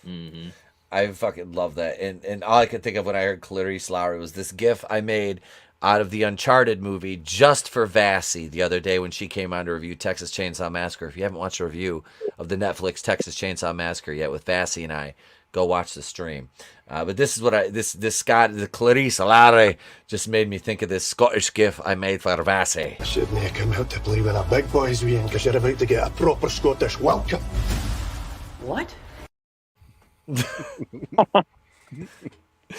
And she says, I get that from people in my chat that are Scottish. They said they can't understand what I'm saying. I said, that's one thing I said. I've never had a problem understanding what you're saying. I never have either. But Tony can testify to this. Jens on Tommy the Guinea Pig Collective streams. Now he's like English, British. His accent, I don't know what kind of British accent that, like what dialect it is, but oh my God, Tommy always plays the rocket gif. Him no smart, him no know the words that well. Every time Jens talks, he plays that, and I'm like, oh, this guy's got to be getting so. I think he tried to like rib me the one night, but I couldn't understand him for the life of me. I'm like, I don't know. Is it Welsh? Yeah. Isn't Welsh like really hard? He might be Welsh. All I can think of when I hear Welsh is Stewie. He runs like a Welshman, doesn't he? Look, he runs like a Welshman. I think Welsh has like every letter closer together, so it's like there's not as much spacing in their sentences of words. It's like, oh, okay, that's kind of tough to say that. It could be Welsh then. It could be Welsh. Empire Magazine says, Empire Magazine gives The Batman a favorable review with another 4 out of 5 stars. John Nugent credits cinematographer Greg Fraser and director Reeves with rendering perhaps the best screen realization of Gotham so far. Nugent is another who calls Pattinson an emo bat, but he's full of praise for Zoe Kravitz, instantly charismatic Catwoman and Paul Dano's chilling performance as Riddler. Somebody who has knowledge of the Batman comics, because I really don't. Was Riddler like a straight up fucking serial killer? Or I can't remember is this, if he was or not. No, like he wasn't, but this is kind of just like a modern take on him, trying to do something different with him. Okay, I can respect that. I just didn't know in the comics if he was or not. Chris Fisk says it's a Barmy accent. Is that Barmy? Sorry, Barmy. That's a Barmy accent. Barmy accent, the boy. Barmy. Hail Macklin. Hail Macklin made it. Welcome. Hey. Welcome to the chat. Does Vassy have a Blarney accent? Boom, dad joke. Let's analyze this one more time. I'll play this one more time. Here we go. This scene of the honestly, it's showing in the trailer. They left it in the movie. It honestly made me laugh. I shouldn't have come out to play with a big boys ween because you're about to get a proper Scottish welcome. What? I just love his I will say this, and I enjoyed the movie. All right, like I said, you just don't have to think too much about it, But I never played the games, so I've got that going. Tom Holland was he's a good actor. I do think that he's when he gets a few more years under his belt, he'll people I think will get a little bit more behind, because I know Chaos Walking and Cherry took a beating. I've never seen him. I'm gonna watch Chaos Walking though, not because I have a thing for Daisy Ridley. Not I at hear all. it's just a good action flick, like take the Uncharted stuff out of it and just watch Yes. it as a pure action movie, and it's fine. But if you're into it thinking it's gonna be like Uncharted, you're gonna be disappointed. That's what I hear. You're gonna have a bad time. Yep. Gonna have a bad Which time. I'm just gonna wait till it's on streaming. I'm not gonna spend my money on that. Yeah, it was. I had fun. Me and the wife went to watch it in the theater. We didn't take the kid to see that one. Yeah. We had fun. It was kind of like a date night. And I'm. This is gonna sound really bad. I'm so excited to see the Batman Friday night because I get to go to the movies by myself. The last two or three movies I've went to, it's been like me and the wife, or me and the wife and like another couple and their daughter, which is Trey, my son's little girlfriend. Dude, this little pimp has already like. He says she kissed me, Dad. I'm like, huh? Motherfucking 6 years old. I'm like, what? Yeah. I'm like, part of me is like, now, son. I'm like, getting ready to give him the dad talk. The responsible adult. And inside, I'm like, this motherfucker beat me by 6 years. But in all seriousness though, no, I'm excited to get to go watch this one by myself because it's a 2 hour and 50-minute movie, and I'm gonna go in, I'm gonna get my I'm gonna get my popcorn, my soda, my Sour Patch Kids, my dots, and my bag of edibles, and I'm gonna sit there and get tore up and watch this. Then I'm gonna come back and be on the stream, and they'll be like, "What'd you think of the movie?" I'm gonna be like, Oh yeah, I went to a movie. Yeah. Pretty dark in there earlier. It's gonna be like Scarecrow sprayed you with the fear toxin. He did. And every time you see the bat, you're like, oh, freaking out. I fucking What up, love dots. I fucking Yes! give me $1, I'll go get Yes. a box right now. Yep. Dude, dots are fucking They just amazing. stick to my teeth. Especially, that's the best part. But they get stuck Yep. in your teeth. But for me, they're so good, it's worth digging them out. Yeah. And It's worth it. and they started putting the cellophane around the box. They used to not do that. So sometimes you'd have to kind of feel to see if they were hard or not. But now they're always soft as shit. Yep. Nice. Yeah. Yep. Like they just started that. Like, did we just invent cellophane in 2019 or what? It took you that long to I'm a figure Mike out and the Ike's problem? guy. Like, I like. Oh, me some dude, Mike and Ike's. Ike's. Yes. Me too. And then they have like the other flavors too. Even those are good. Dude, like those, what is it? The one tropical, we're on fucking candy now. I'm gonna have diabetes. The Skittles, the tropical Skittles with in like the purple bag. Them are the fucking bomb. I will I'll smash a 1 pound bag of those. I don't even care. Glinzer makes a great point here. He says Tom Holland, like Daniel Radcliffe, owes his success to the characters he plays. Mm-hmm. Yeah. Absolutely. If it wasn't for Tom Holland playing Spider-Man, he'd just be an average actor in like mid-range subpar movies. I mean, I don't know. I mean, Andrew Garfield played Spider-Man too. Yeah, this is true. This is also true. But Andrew Garfield, man, I'm not gonna lie. I was always very rough on the Amazing Spider-Man movies. If you go back and watch our early shit, I was tough on those movies. I was damn right hating on them because they weren't good. But Andrew Garfield playing Spider-Man now was Oh yeah, that was awesome. head and shoulders better than anything he did back in those. That's man. because they let him be Spider-Man. Yeah. Yes. That's it. They took the cuffs off and let him do. Judas Goat Barbecue says love Swedish fish or juju fish candy. Swedish fish are good too. I don't like the Swedish fish. I'm not a Swedish fish fan. They have the tropical ones too, so there's other flavors besides the regular. Macklin says milk does all day every day. Hell yeah, milk does are delicious. I like Raisinets, but my shit, they have these Sweet Tarts ropes. Those, yeah. Dude, wait, which one? Sweet Nerd Tarts ropes. They have. I've never had one of those. Those are bomb, and Lifesaver gummies. Ooh, Those yeah, are my Lifesaver shit. gummies are good. I'm usually when I go to the movies, I get nachos, and then I get a large drink, and I think they have like the Welch's fruit snacks at the theater where I'm at. So I'll get a bag of those and tear them up. I just bring everything in. I don't even like. I'll get a soda and some popcorn or whatever, but any candy or something, I just go to Walmart beforehand. Fuck that. Yeah, dude. I know the wife does that. When I go by myself, I just ball out. It's funny, like, yep, that's it, man. Because there's a dollar store right down the road from our theater too. Well, there's like $18 stores where I live. Let's be honest, but there's called the store where you live. Yeah, you throw a stone and hit a fucking dollar store. But no, hail Dragon Master 3. He says y'all talk about snacks. Yeah, I'm high as shit. We were in the middle of doing something, and then we start talking about snacks. We got to get through this so we can get to the quiz. It ain't really the dollar store no more, though, is no, it? man, it's like the fucking $2, $4, $5 store now. Thanks, Pop. Shit's been the dollar store since the 90s. What the fuck? Like, yeah, he says dollar store. He look at.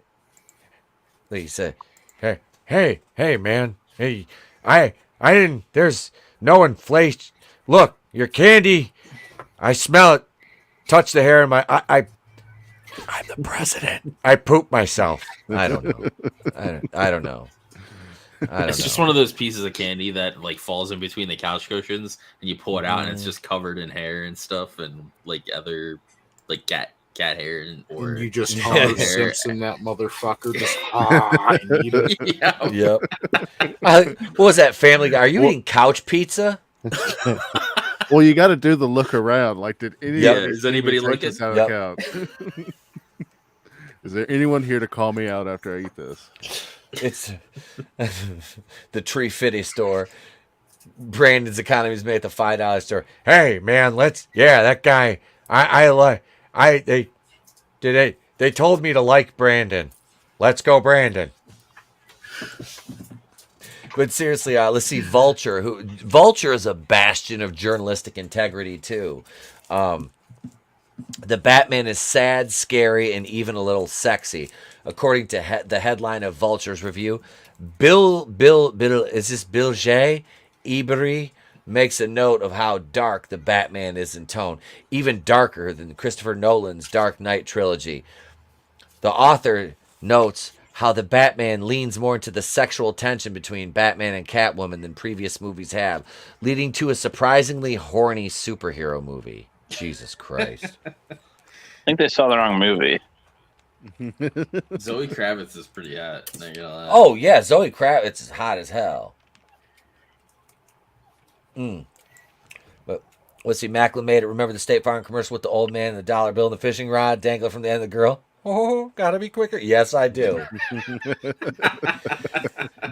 Brandon at the theater concession price. Come on, man. Why can't I get a grilled cheese and tomato soup at the theater and an Afghan to put over my legs, man? I do that when I watch Maude. If anybody knows a Maude reference. All of this happened to save the Iranians. The Iranians. I love God how love they came those. out. We've been having inflation go up for months, and then Russia invades Ukraine, and then that's why there's inflation and all this happening now. Yeah. It hadn't been happening for months. Just like Wait. climate change is the reason for all the heart problems. Yeah. No, it's the whistles at the sporting events. Oh yeah, yeah. All of a sudden now it's a whistle, Yep. even though we haven't been Yep. using whistles since the 50s or something. A whistle? Yeah, they Yep. claimed it was the whistles that was causing people to get nervous or anxious really fast, or it was something crazy like that. Alrighty. Look at. All right, let me go back up. I want to highlight this one. Dragon Master 360. No kidding. A can of coffee was like $2 before, and the pasta section looked like a tornado went through it. Yeah. You can't get like anything other than like elbow macaroni now, if you can even find that. It's fucking weird. It's just like during the early days of the pandemic when everybody's buying Clorox wipes and toilet paper like they were food. Ramen's still there. At least. Yeah. Scrambles to death. Oh, go ahead, bro. Yeah. They're like, it's too Asian. We can't get that. Yeah, nah. They're like, nah. Him no here. Scrambles the death dealer. My son is 18 and works at a movie theater. He wants to see Jackass Forever with me and my brother. He's like, I'll get us free tickets and snacks. You can sneak in booze. That's my boy. That is fucking parenting done right. Outstanding. Scrambles the death dealer. Yep. Nano. White House Chief of Staff said 78% of Americans approved of Biden's State of the Union. 37% approval rating determined that was a lie. Yeah. The old man in the commercial is Brandon. Hey, man, if you catch the dollar, I'll let you. You got to let me smell your hair, man. I win either way. Come on, man. Rasputin invaded Uranus. Oh, have you guys seen The Kingsman? Speaking of Rasputin. Mm-mm. Oh, No. he's in that. Yeah, it's on HBO Max, and he's really awesome in that. Yeah, I know, Macklin. I stacked up a bunch of food too. Vinnieart, what's up, brother? Hey, Vinny. Vinny, just for you. Billy, drink your juice before I put my juice in your mom. All right. So we'll go back to this and we'll jump. We're about to jump into the quiz here. Read a couple more of these. Time Magazine. Stephanie Zacharek is less enthused with her praise of the Batman, calling it just a moderately well-made film with some appealing performances from Patton and Kravitz. The Times, the UK publication, The Times author Kevin Marr slate the movie, awarding it 2 stars with the headline reading, Robert Pattinson struggles in slow-motion silliness. Marr unfavorably makes the link between the Lego movie's tongue-in-cheek portrayal of the depressing Batman origins and the serious tone of the Batman. Johnny Olasinski from the New York Post, the Batman 2 out of 4 stars, calling it bland and forgettable Caped Crusader film. The Guardian, respected British critic Peter Bradshaw, let me put my pinky up, makes the same comparison to the Saw movies in a more favorable light, stating that the Batman feels like a serial killer chiller in the opening act. So it's 87%. Yeah. It's 87% on Rotten Tomatoes right now. I'm gonna go see it. I'm gonna go see it open-minded. I got no problem with it so far from what I've heard. Nothing has dissuaded me from wanting to not see it or anything. So, I question some of their creative choices, but as far as like Gordon, like I like the actor that's playing Gordon, but why? Also, the green bastard suit for the Riddler. Oh yeah, that looks weird. From what I remember, the Batmobile looks pretty bad, but it looks cool. I like it. I will say I like the Batmobile look. It looks it looks cool. I think that fucking green bastard part's unknown. Get fucking Corey and Trevor get in the ring. Can't wait to start fucking hammering people. That's pretty damn good. I'm not gonna lie. I used to do that before wrestling shows, man. When I would do stand up before wrestling shows, which after a couple minutes just devolved into doing impressions for the crowd, and but no, I would always do like Bubbles and like the Family Guy stuff. I would just straight up do like ad lib like dirty ass stories about like Cleveland and Quagmire banging Lois and using Joe as a fucking sex toy on Lois while because he couldn't stop him, so they'd handcuff him. And never mind. Joe's like Cleveland would be like Quagmire, let's put the penis on Joe and show Lois who was the boss. Joe's like, I hate it when you bastards do this. I don't know why Bonnie let you guys come over anymore. It's okay, Peter. Hey, look what's going on. Oh, my God. I'll be in the kitchen making a sandwich. You guys just go ahead and finish up. I like the one where he's like banging Bonnie and he's like, I don't know, I just don't feel right about this. And you just hear Joe's voice. It's okay, Peter. It's just sit there. Caleb. we had sex. Yeah, we had what Joe calls sex. Yeah, we had what Joe called sex. I like when Peter's using Joe as a marionette. Yodelay, yodelay, yodelay. Oh, Tony, check the private chat for a minute. Hail, horny Alf. What's up? He says, hail, gents. Hail, sexy chat. This chat is sexy. This chat's as sexy as me giving the juice to Billy's mom. And it's odd that I have my Robert Loggia picture up as I do that. But yeah, whatever you need, man. All right, yeah, just take over for a minute.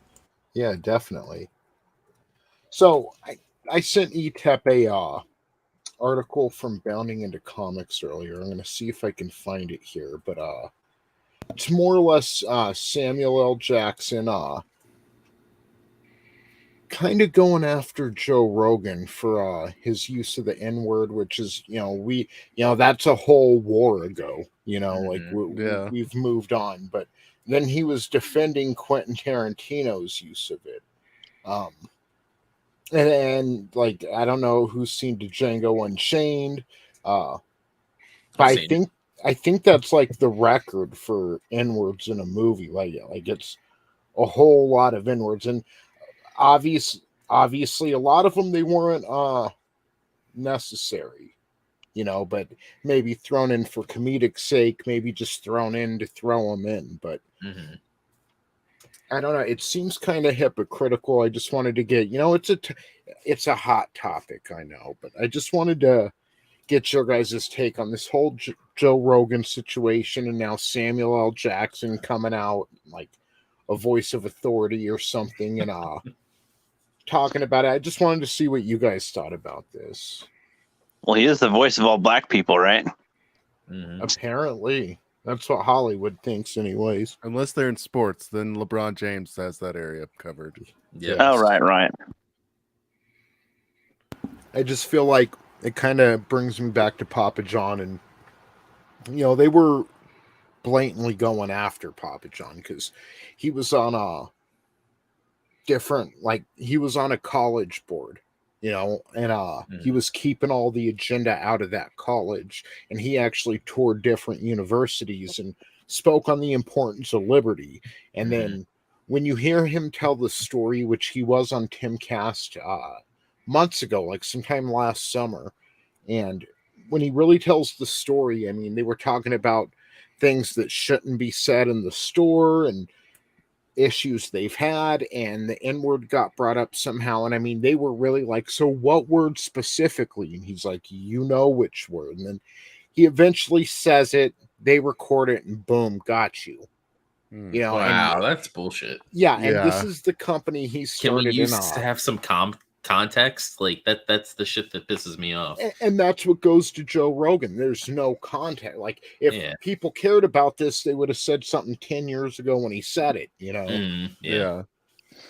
Also, I don't understand this. Do people really think, I mean, do they truly think that someone like Joe Rogan is going to ruin this country? Like, Yeah. seriously. This guy who smokes pot on his podcast and just talks about random shit all the time. It's dangerous. Yeah. I just But want to know it's January 6th. Levels of dangerous. It's like in general, I think it's kind of dumb how people give words so much power, because that's what gives it its effect, is people being literally offended by a word. It's like if you were to just ignore a word, then it's not taboo, then it's not like, oh my gosh, offense can't be taken if you don't allow it to happen. Yeah. You're giving forgot that about power Paula Deen. over you. If you let somebody offend you or something, you're giving it dominion over you. You're saying, okay, you can control how I feel. Yeah, it's like, oh my god, a word is literally a trigger for you to, I don't like that. Oh well, you live in a world, so I don't know, like if a word's gonna ruin your day, without context either, like that's the thing too. If somebody were to say it randomly, would that hurt them as much as them? It's just, I don't know. It's really ridiculous. I think we need to get over the past and to your point, Normie, I just watched the second Hunger Games for like the first time a couple days ago. And whatever his name is, Stone or whatever the antagonist is, the president in that movie, he was like chewing her out at the beginning over some seeds or whatever, and how people might lose faith in the system. And she had said, well, how fragile is your system if it can be taken down by a few seeds? And that's it. It kind of reminded me of the Joe Rogan thing. Like, dude's just doing a podcast, doing the same thing he's been doing for like 20 years now, or close to it. And he's a guy too that he's like, I don't know what this is, or I don't understand this. I'm going to bring somebody on that does, and he's going to tell me about it. If asking questions is a threat to your entire system, then that's the wrong system, and something is wrong. And that's the big picture of it. Like, something's wrong here if just asking about things is a threat to democracy, as they might say. Yeah, because it breaks down the narrative when you ask questions. Yeah. And there shouldn't be a narrative other than, protecting our rights. Well, and we've gotten to a point too where it's all the narrative, whatever side it is, that narrative, the entire thing has to be correct. And it has to be, it can't be like, I don't understand this part, but I do kind of understand this part on this side. Same thing over here. I don't believe it all, but I don't like this, but I kind of like this. You can't really do that anymore. It's, you believe every single thing from this side, or you're going to get shit, or you believe every single thing from this side, or you're going to get You also shit. can't change your mind either when you learn something new. But So- that's Don't the you thing, fucking too. dare change your mind. Sorry for The that word. narratives change arbitrarily every day. One day it's okay to say this word. One day it's not okay to say this word, So you have to also keep up with what the narrative is, or you'll be canceled. Well, when the goalposts move, then there is no base value, so it's just a movable thing. There's nothing at the core that matters. It's just a new thing every time. And that's what kind of sucks too, is that like we know this stuff. Like you sit back and look, you're like, okay, asking questions hurts the narrative. A narrative whose goalposts move. Like I get back in the day when people didn't have the access to information and the same stories and movies and warnings and everything we've had up to this point as a species, and to keep falling for this, for like people are choosing this path this time. They're not being fooled into it or being forced into it. They're choosing to go down the path of authoritarianism, and it's they're running and skipping towards it. Yeah, and it not even makes- walking down it. it makes me think these are some of the worst people to ever walk the planet, because at least ignorance was once an excuse. Yeah. Yeah, I mean, they can't claim that anymore. Nope. Yep.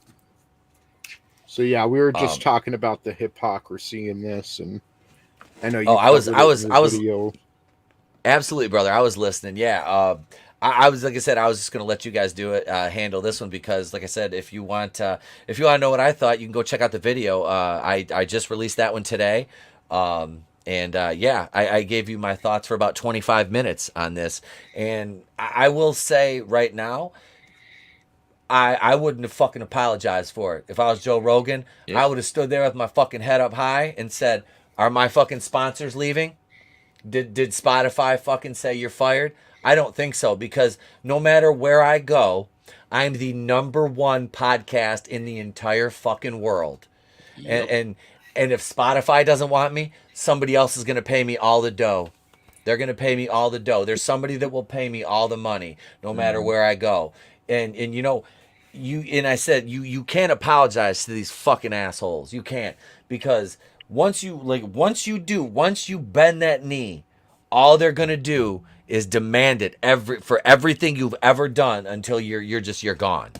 You're gone. So no, don't bend the knee once. Don't give an inch to these assholes, because like we always talk about, Tony, with the federal government, when you give them power, even a little bit more than what they have, are they ever going to give it back? Yeah. Nope. Give them an inch and they think they're a cowboy.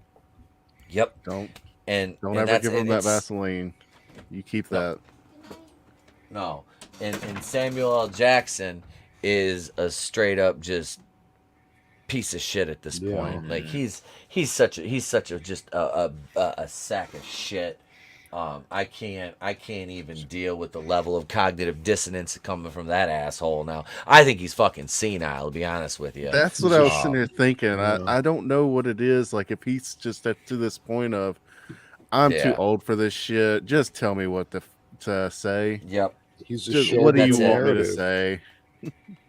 Yeah. I mean, because he's encouraging Quentin Tarantino, yeah, go ahead, drop that N-word. Go ahead, it's fine. And then, Joe Rogan does it in the context of he's discussing things, and he uses it, He shouldn't apologize. He shouldn't have ever bent the knee at all.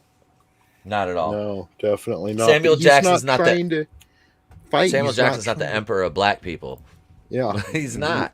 Joe Rogan's not trying to take a side or fight. He's like, I don't want anything to do with any of this. I just want to be a better person myself, for myself and my family. Yep. I just want to learn and understand things that I don't quite understand and ask questions. And that used to be a great thing. Yep. Before inherent traits became personality traits. Yeah. It's fucking ridiculous. Yeah, I went off in this video a couple times. Like, I did. There was 40 to 42 minutes of raw footage, and I got it whittled down to 25 minutes because I cover a Vox article that called Joe Rogan dangerous, and then I went into the Bounding article and covered that. And the Joe Rogan article is coming on the heels of me going after the Alphabet Mafia and Josh Gad for all that bullshit the other day. They want 50% gay representation, 50% of characters on screen to be gay, or Alphabet. Within 10 to 15 years, the actual percentage of the adult population in the U.S. that identifies as Alphabet is like 5.5. So you're talking over. It's 5.5% of adults identify as that. Oh, that's including all the thing. I'm thinking of the Transformers. That counts the Transformers too. Yeah. Because they're only like a point something. Oh, you'd think they were 80% the way they act. Yeah. But. Yeah, so that's that, ladies and gentlemen, is that. Thank you, Tony, for covering for me for a minute while I had to step away. Yeah, anytime. We're gonna run a little bit of overtime tonight, but that's because it is now time for the quiz sensation that is sweeping the nation. Ladies and gentlemen, I know you've waited for it in the chat. Get ready to play. We've got our 4 players here. I'll be hosting, of course. It is now time for Do You Know Me?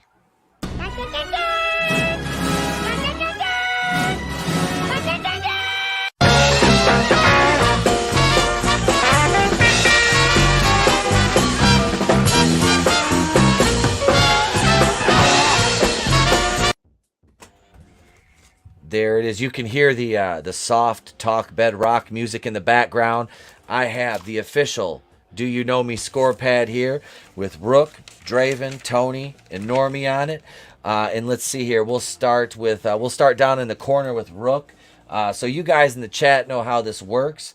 Guys and gals, if there's any gettles in the chat, we've got the cards here. I'll be drawing questions, and each contestant will get 3 questions, and we'll have in the chat you have 1 minute to give us your yes or no answers for the question. Hell, Frankie knows. What's up, brother? Welcome. Well, let me put my game show contestant hat on here. Hang on a minute. There we go. All right, my Art Carney hat on right now. I feel like Norton from the Honeymooners. Norton! Here we go. All right, so Rook. Now, we're going to ask, for those of you who are playing for the first time, may not have seen this game that are on the panel, we ask the question. Do not answer it, though, because we're going to give the chat a minute to answer, and then we'll go around the panel. Everybody in the panel can weigh in, and then we'll have you reveal your answer. And the most points at the end of 3 questions wins. So let's go for the first question for Rookie Critic. Ladies and gentlemen, has the Rookie Critic ever been catfished? You have 1 minute right now. Go ahead in the chat and let us know, has the Rookie Critic ever been catfished? Parrothead, I am sober. I know. I just ate another 2 edibles, though, so give me a minute. He's a fan of movies. Of course he has. We've all been catfished. Now, this is by a human. So no movies. Oh, okay. So let me see.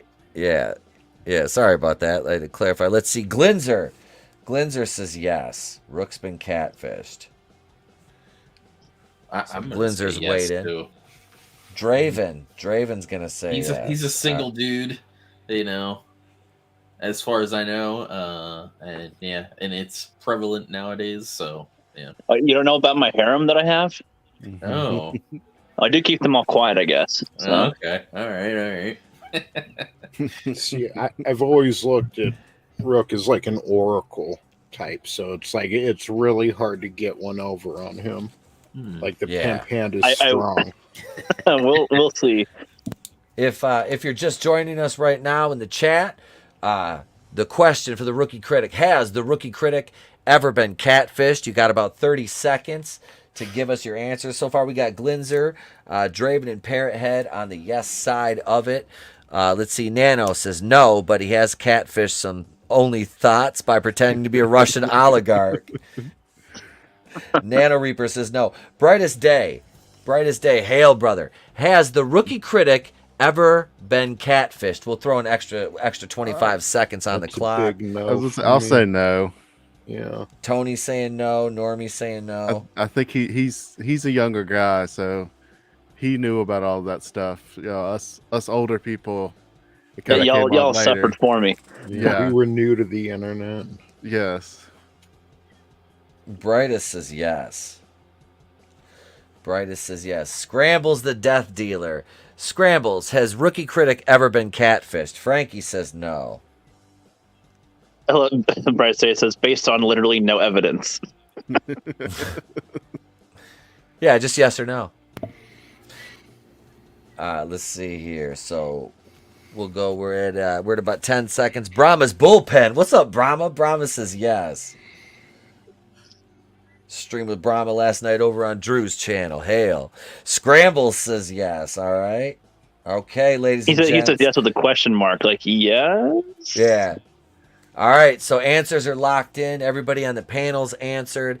Rookie Critic, sir, have you ever been catfished? Surprisingly, no, but I have met a lot of chicks online, and those are a lot of stories with that. Especially one who wanted to trap me to get her pregnant. Of which I found out after I denied her some sex. So these are like the ancient. These are the stories that, if y'all know me from the beginning, I shared this when I was drunk on my birthday and stuff. Like all the time, I was spilling all this stuff out. So your birthday stream. Oh my God, I was like, kid, drink some water. Trust me, drink some more. That one time I drank like 6 water bottles, but I was still drunk as hell because I drank way more than I ever should because I don't drink often. And there you go. Yeah, shouldn't make up for it in one day. So the nose have it, which means Rookie gets 4 points. Nano Reaper, Tony, Normie, and Frankie all weighed in with a no. We're going on to Draven. Draven is next. Let's go here to Mr. Draven, and his question is: has Angelus Draven ever slept with a coworker? Has Angelus Draven ever slept with a coworker? Chat, you've got a minute, and give us your answers. Has Angelus Draven ever had a tryst with a coworker in the throes of passion? Brightest says yes. I'm assuming he never got caught. That's the thing. Yeah. Scrambles says yes. Nano says, does Tony count? There was that time in Vegas when Draven was really there, wasted. big fella. When it's late enough, it's dark enough, and you're drunk enough. Oh, Brightest said happen. no. All right, Brightest said no. Brightest said no. Okay. Parrothead says yes. Parrothead says yes. Scrambles is a yes. Let's see. All right. Get those answers in. We'll go. Brahma says no. Brahma says no. Normie, what do you think? I'm gonna say yes. I think the chicks, some chicks will dig the vampire, so I'm gonna say yes. Okay. Let's see. What do you say, Rook? I'm going to say no, but there might have been attempts for them to sleep with him, but he's like, nah, I got my own respect here. We get coworkers, can't do that. Can respect your boundaries. Nah, he's gonna go with no. Okay. No. All right. Tony, what do you say? I feel like that was his hiring criteria as a manager. I've actually never been a manager. Yeah, now we know why, dude. There are laws right? You purposefully downgraded just so you can have some fun here. So there you go. I think he met someone at, maybe even younger at an earlier job or something. There's some cute girl stocking the fucking store shelf. The way she just handled the cans of corn. Just, is real hot. So yeah. Nano says I'm gonna say yes, 2 in 1 week, in fact. 3 if he worked at Hot Topic. Oh yeah. Oh jeez. All right. So we got our answers locked in here, ladies and gentlemen. Everybody in the panel's weighed in. Let's see. Nano, he has an HR file 12 inches thick. He walked up to her. He's like, "Is that creamed corn?" Parrothead. Angelus, we all heard about you in culture in Vegas. Oh yeah. I like to rub my fingers through his wavy hair. All right, so Draven, have you ever slept with a coworker? I have. My ex actually was a fellow coworker. We met through that. Well, she was with somebody at the time, and they were having issues, and she ended up getting kicked out of the house. And I was the knight in shining armor, and had her over, and one thing led to another. Attaboy. There Did you she go. sleep upside down with you? And yes. And She had Brie Larson feet. Hindsight's 20/20, and I probably that should have been it. Wham bam, thank you, ma'am, kind of ordeal, and that'd have been it. But no, this vampire has a soul, so I felt bad doing something like that, so I let it ride out. So the yeses had that one, and that Scrambles the Death Dealer, Parrothead, New Comic Normie, Nano Reaper, and Tony all got that one right.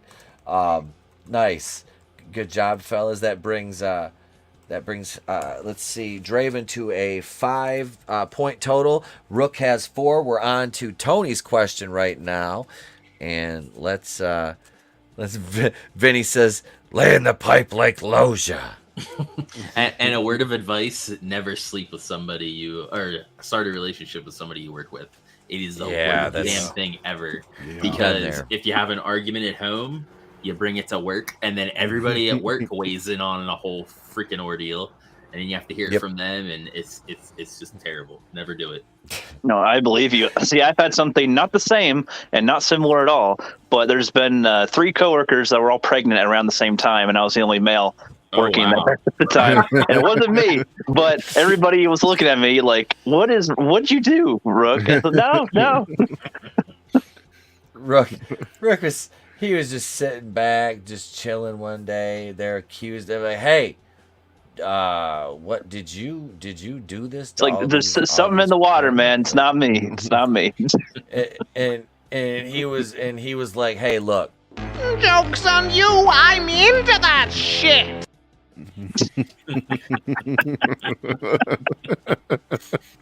That's good. All right, here we go. We're on to Tony's question now. Tony is up to bat. Here we go, chat. Get ready. Here's your question for Tony. Has Tony ever asked for a nude photo? Has Tony ever asked for a nude? Chat, Just one? you've got 1 minute. Well, we start with one, and then it goes on. Okay, it's always, at least one. At least one. It's like Pringles, once you get one, once you pop, you can't stop. Chat, go ahead and weigh in. Has Tony ever asked for a nude? Keely Chow quickly says yes. Keely, I feel some projection there, Keely. Brahma says 3 times since the stream started. Later, Tony. Jeez. I know. I told him, wait, I can't take a picture at this angle. Glinzer says no. Scrambles says yes. Scrambles says yes. Let's see what else we have. Okay. Let's go around. Draven, what do you say? Has Tony ever asked for a nude? I'm going to say no because he used to manage a strip club. So, why would you need to ask people for nudes when you can just, see it all the time? So I'm going to say no. Okay, Draven's a no. Let me show this. Nano asked, has Tony ever asked for a nude? Nano, that is the question for Tony. Has Tony ever asked for a nude? Normie, what do you say? I feel like Tony probably has asked for some dank memes, but nudes, no. Okay. All right. Normie's a no on that. Frankie knows says no. What do you think, Rook? See, it's a tricky one because my instincts say, yeah, of course he has. But then it's like, maybe he's never had to ask for one. They just, they know that they should send him one, and they sense it and send it anyway. I didn't even think of that. He's got that power. I could assume he just stares and it's like, okay, not stares, but he's got the glare that's like, oh shoot, I should send him one. And it's like, so I'm just gonna go with no. Okay. Subvert expectations. Parrot had asked how many times for me. Parrot had daily. He asked for him. I usually send him to him on accident. I'm like, oops. Chris Evans status. Yeah. Just tweet your dick out at the height of your popularity. Jeez. See, Nano Reaper has faith in Tony. He says Tony's the nude whisperer. I can see that. Yeah. All right. So we've got our answers locked in. Tony, have you ever asked for a nude? Dude, I've asked for a shit ton of nudes. But thank you, everyone who said no. That means something that you had. Damn it! I did have faith. I went against my instincts. So memes and nudes. Yeah. See? It works. All right, so Vinny said on accident. I'll give you points for that, Vinny. So Tony gets 4 points out of that. Draven has 5. I think he was talking about Chris Evans' tweet, but... Well, Tony's got anyway. We'll give it to him anyway. Tony's got 4, Rook's got 4, and Draven's at 5. Now we're on to Normie's question. Here we go. All right, and we are officially on overtime with the show right now, but you know what? We'll go 2 rounds of the questions tonight. Well, you know, it all adds up to the same equation anyway. You got a 50-50 chance of winning, but I'm a genetic freak, so you got a 25% at best. Your chances of winning drastically go down. You got a 33 and a third chance of winning. I got a 66 and 2/3 chance of winning. You take your 33 and a third chance minus my 25% chance, and you got an 8 and a third chance of winning. It's like Alex Jones. He's right. He's right. He is right. The math. You know, the math he's not adds right up. now, but he will be later. Yeah. Yep. Yeah. When everybody's mad at something else, he'll be right after he's deplatformed. All right. So here's the question for Normie: can Normie name 3 cast members from the Jersey Shore? Can Normie name 3 cast members from the Jersey Shore? We all remember the Jersey Shore. That show was a trash heap. It was a dumpster fire that introduced us to some wonderful, wonderful characters. Keely says yes. Scramble says yes. All right, let's see what else we got here. Glinzer says no. He cannot name 3 characters from the Jersey Shore. So what do you think, Tony? I'm gonna go with no, but that's just per like I know I can't. I love it. Brahma says yes. He has a poster of Snooki on the wall. See, that just gave him 1 right there, so he's got to name 2 now. I was gonna say everyone knows Snooki. Mm-hmm. Yep. But other than that, like I can't name anyone off of there. Oh, I got it. I can vaguely remember the 3 of them. Nano Reaper says, I can't sew. So like me, Normie's a man of taste. Neither can he. Hell yeah. What do you say, Draven? I'm going to say no because I think I can only name 2. And I'm not even sure if I'm correct on the other ones. So I'm going to say no. All right. Rook, what do you say? Was it that he has to know the whole cast or just a character, a person? He has to be able to name 3. Oh, hell no. All right. Rook's a no. Brahma's bullpen. Sorry, I should have put. It's okay. That's the most common one, Brahma. It's absolutely fine, dude. It's fine, brother. Don't even worry about it. Nano Reaper says drunk hobbit bitch is the only one I can name. Nice South Park reference. Hail, Glenn Schroeder. What's going on, brother? Welcome, Glenn. We're in the middle of Do You Know Me? What's going on, bro? All right, let's see. So everybody on the panel's weighed in. Everybody in the chat's got their answers locked in. Normie, can you name 3 of the Jersey Shore characters, sir? I cannot. The only one I know is Snooki, and that's the only one I did know. All I remember is there was like a big buff guy. There was another guy that had like a diamond hair. That's Ronnie and Paulie. And then there was the girl that was dating the buff guy. I can't remember her name. And I think that's about it. That's the only ones I can even just describe. Yeah, that's where I was, and I was way off. I thought it was like Biggie or some shit. Biggie. Yeah. There was Billy and Timmy and all right, drink your juice, Billy. And all right, Snooki because everybody knows that. Yep. So Glinzer takes the lead, 6-5 right now over Draven, and Tony and Rook are at 4. And we'll go with our second question. Back to the top of the batting order to the rookie critic, ladies and gentlemen. All right, here we go. Let's see what question we draw for Rook here. Let's see here. Let's see. Okay. Can rookie critic name 5 Tom Cruise movies? And let me say, not all of them can be Mission Impossible movies because there's 6. But yeah, can Rook name 5 Tom Cruise movies? Chat, go ahead and start weighing in. Glinzer's naming off people on the Jersey Shore. He said Vito, Michael, Sonny, and Fredo. Yeah, when they're French fries or something. Yeah. Somebody's on there. Keely says yes. Brahma says yes. Let's see. Nano says yes. Vinny, fake the ones I names. Glinzer says yes. Tony, what do you say? I'm gonna go with yes. All right. Tony's at yes. Draven, what about you? I'm gonna go with yes too. Draven's a yes. All right.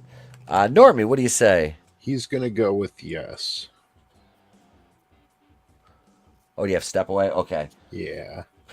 All right, Parrot, Normie, make sure I didn't miss anybody. Vinny said yes. This is going to be a big I will say answer. yes. Okay. Boom. All right. Everybody's got their answers locked in. This Rook.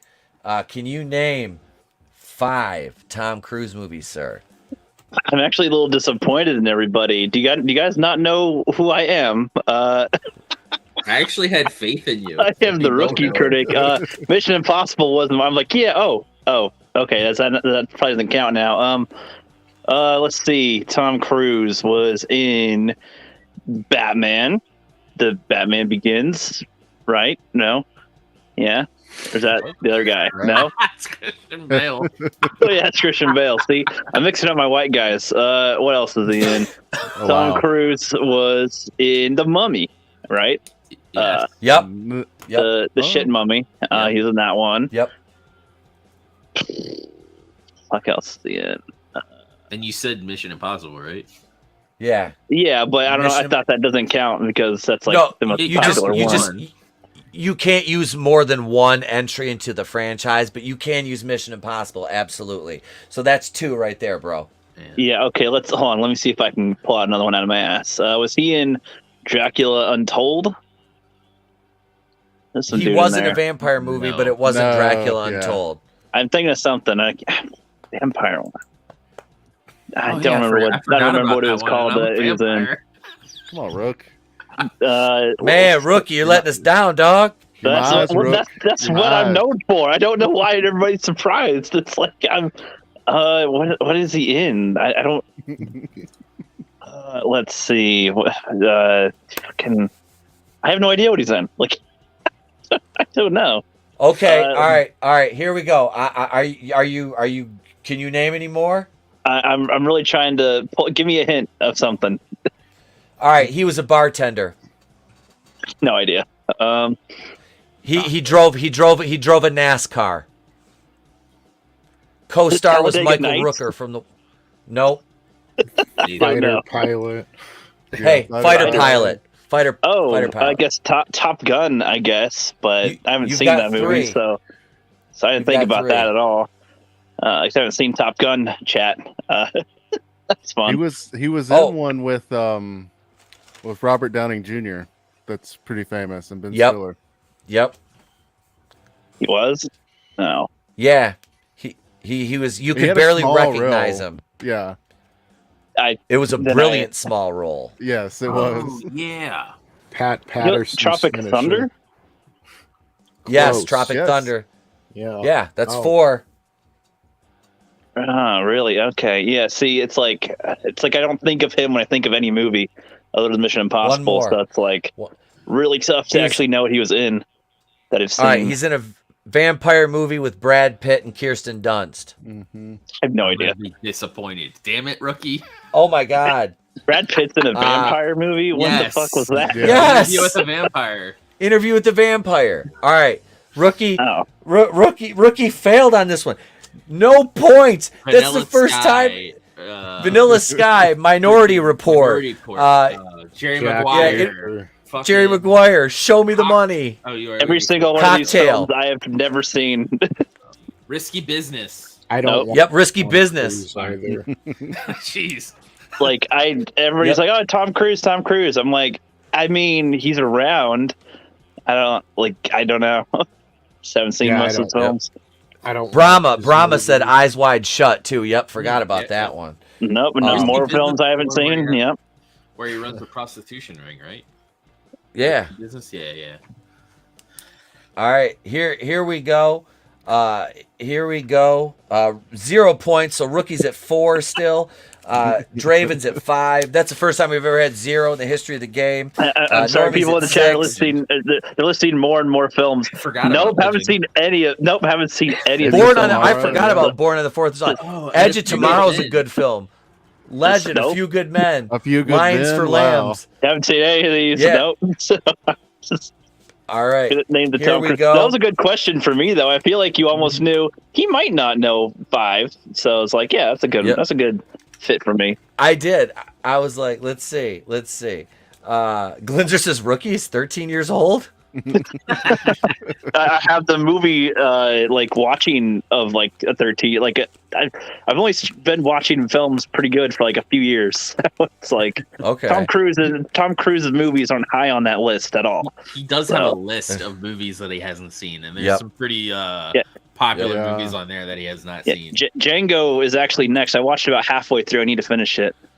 I own that one. I'll talk about that one with you. The Outsiders, I forgot about that too. Frankie knows. I got like Kung Fu Hustle. I bought that on Fanzine's recommendation, and Taxi Driver I think's on Netflix, so I can watch that. That's a good one. I just watched that's a good that. movie.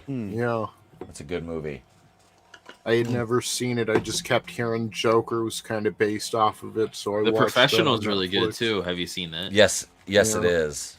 Was Jean Rene or whatever? Yep. And Natalie John Portman. Reno. Yeah, Natalie Portman. Brahma's bullpen makes a great point. Mr. Grant Gregory breaks a record last week, and Rook sets a new record this week. We've had 2 record-breaking performances. All right, let's get on here with our next question. We're going over to Draven. All right, ladies and gentlemen in the chat, get ready. 1 minute to weigh in. Has Draven ever paid for a psychic reading? Bumbaclot, rude boy. Brr, brr, call me now for your free reading. Lot of mercy. Has Draven ever paid for a psychic reading? Chat, what do you say? Let us know. You got a minute to weigh in. Hail another monster. I don't want you to think I wasn't paying attention. Hashtag FFSS. Hashtag FFSS. Keely Chow says yes. He's called Madam Cleo Man for a free psychic reading. Glinzer says yes. Let's see. Brahma's bullpen says yes. No, he says no. I'm sorry. Brahma says no. All right. Frankie says yeah. All right. Frankie's a yes. Nano says he has Miss Cleo on speed dial. Oh, yeah, man. Me know that Draven really well. I'm friends with the vampire in the afterlife. I help him, Lord of mercy. The Fifth Element was directed by the same guy who did The Professional, Leon. Another monster says also no. All right, another monster's a no. Tony, what do you say?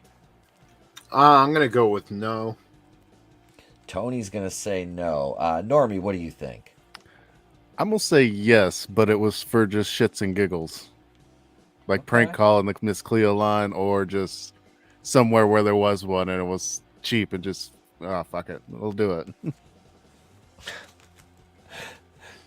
All right, Normie's it. Rook, what do you say? What was the question for? If he's seen a psychic or therapy? What was it? Has Draven ever paid for a psychic reading? I'm just gonna go with, man. I would say no again, but I don't know. He'd be like, he could have been after the whole dating thing with the coworker. He might have been like, "What's my future? What's my future gonna be like?" And gone down that rabbit hole of stuff. Maybe discovering his powers as a vampire. Be pretty tough and challenging. So I'm just gonna go with yes, actually. All right, Rook's a yes. Let's see. Frankie says psychic, not psychiatrist. So Parrothead, is that a yes or no from you? So only from his Thursday hooker. His Wednesday hooker just beats him. So I guess that'll be a yes from Parrothead. We actually share a Thursday hooker because, like, I pay one to whip my ass to. It's fine. It's fine. Keep her on Thursdays. Depends on my mood. You get a twofer on Thursdays. All right. Here we go. Everybody. Everybody's got them locked in. Chat's locked in. The panel's locked in. Draven, have you ever paid for a psychic reading? I have not. Oh, all right. So Draven getting points from Brahma, another monster, and Tony. Though I do like looking at my astrology every now and then. Okay. All right. All right. I see you. Little horoscope action. But I don't there. pay for any of that shit. That shit's free. Right? That's free. You don't have to. You don't have to fucking deal with that bullshit. Fuck that. I'm not giving you my credit card to tell me your fucking shit's fucked up. Mm-hmm. Listen. All right, here we go. This is Tony's second question. Has Tony given or received the middle finger this month?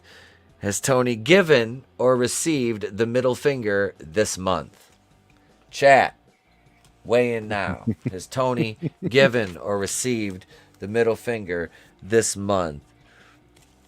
Vinny says, Billy's mom's astrology is amazing. That's because she drinks the juice right from the tap.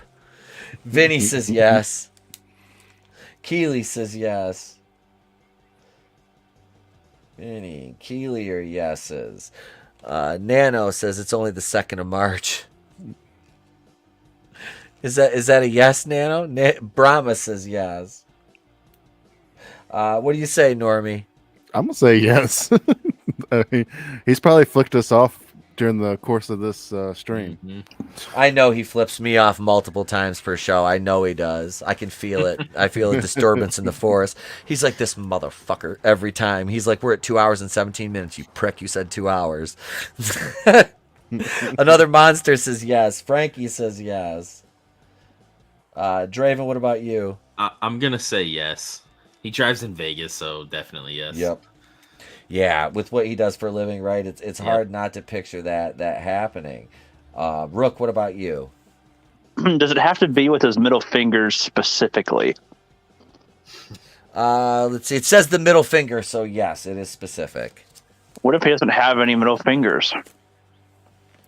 I mean, he could do the Richard Pryor from Moving and use the ring finger, but I mean, so has he? I mean, you could flip someone. You can flip someone off with your eyes.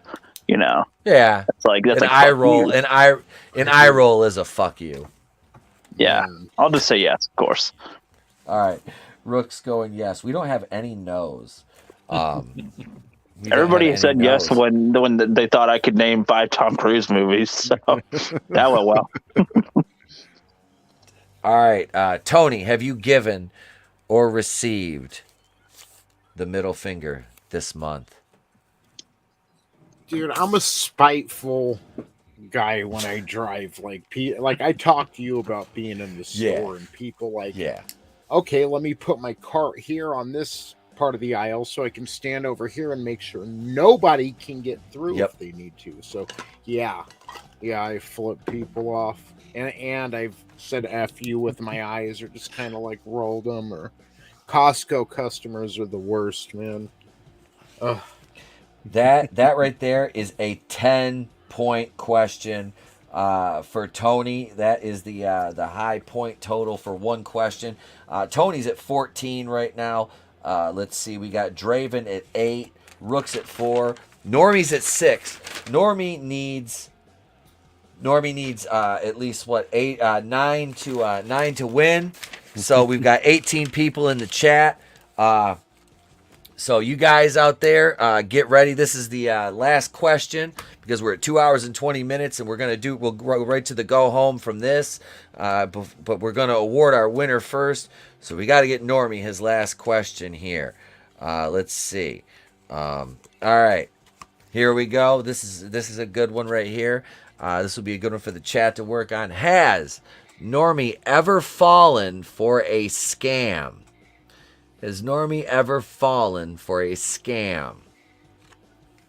Be any kind of scam. A Nigerian prince, selling calling cards. What do you guys think? What do you guys think?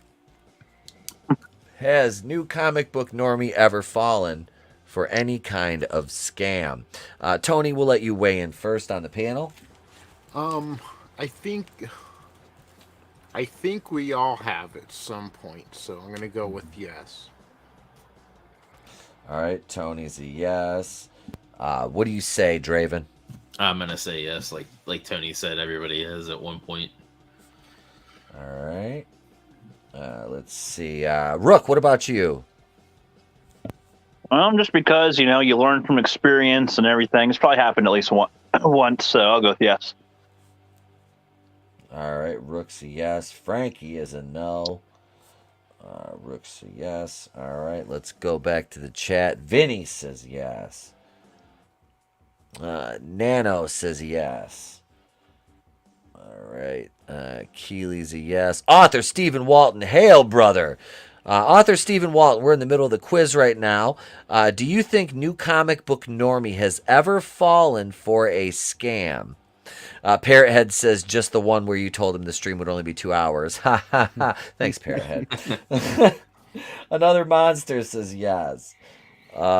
Keely Chalice, hail, author Stephen Walton. So Parrothead, see, Stephen says yes. All right. Let's see. All right. Is everybody's answered on the panel? Chat, your answers are locked in. We got a couple seconds left. If there's anybody out there working and lurking that wants to weigh in right now, go ahead. Parrothead calls Steven a tree humper. Right to form, Parrothead. Right to form. We don't, like I said, we never kink shame here unless you're a furry, in which case we will burn you with fire.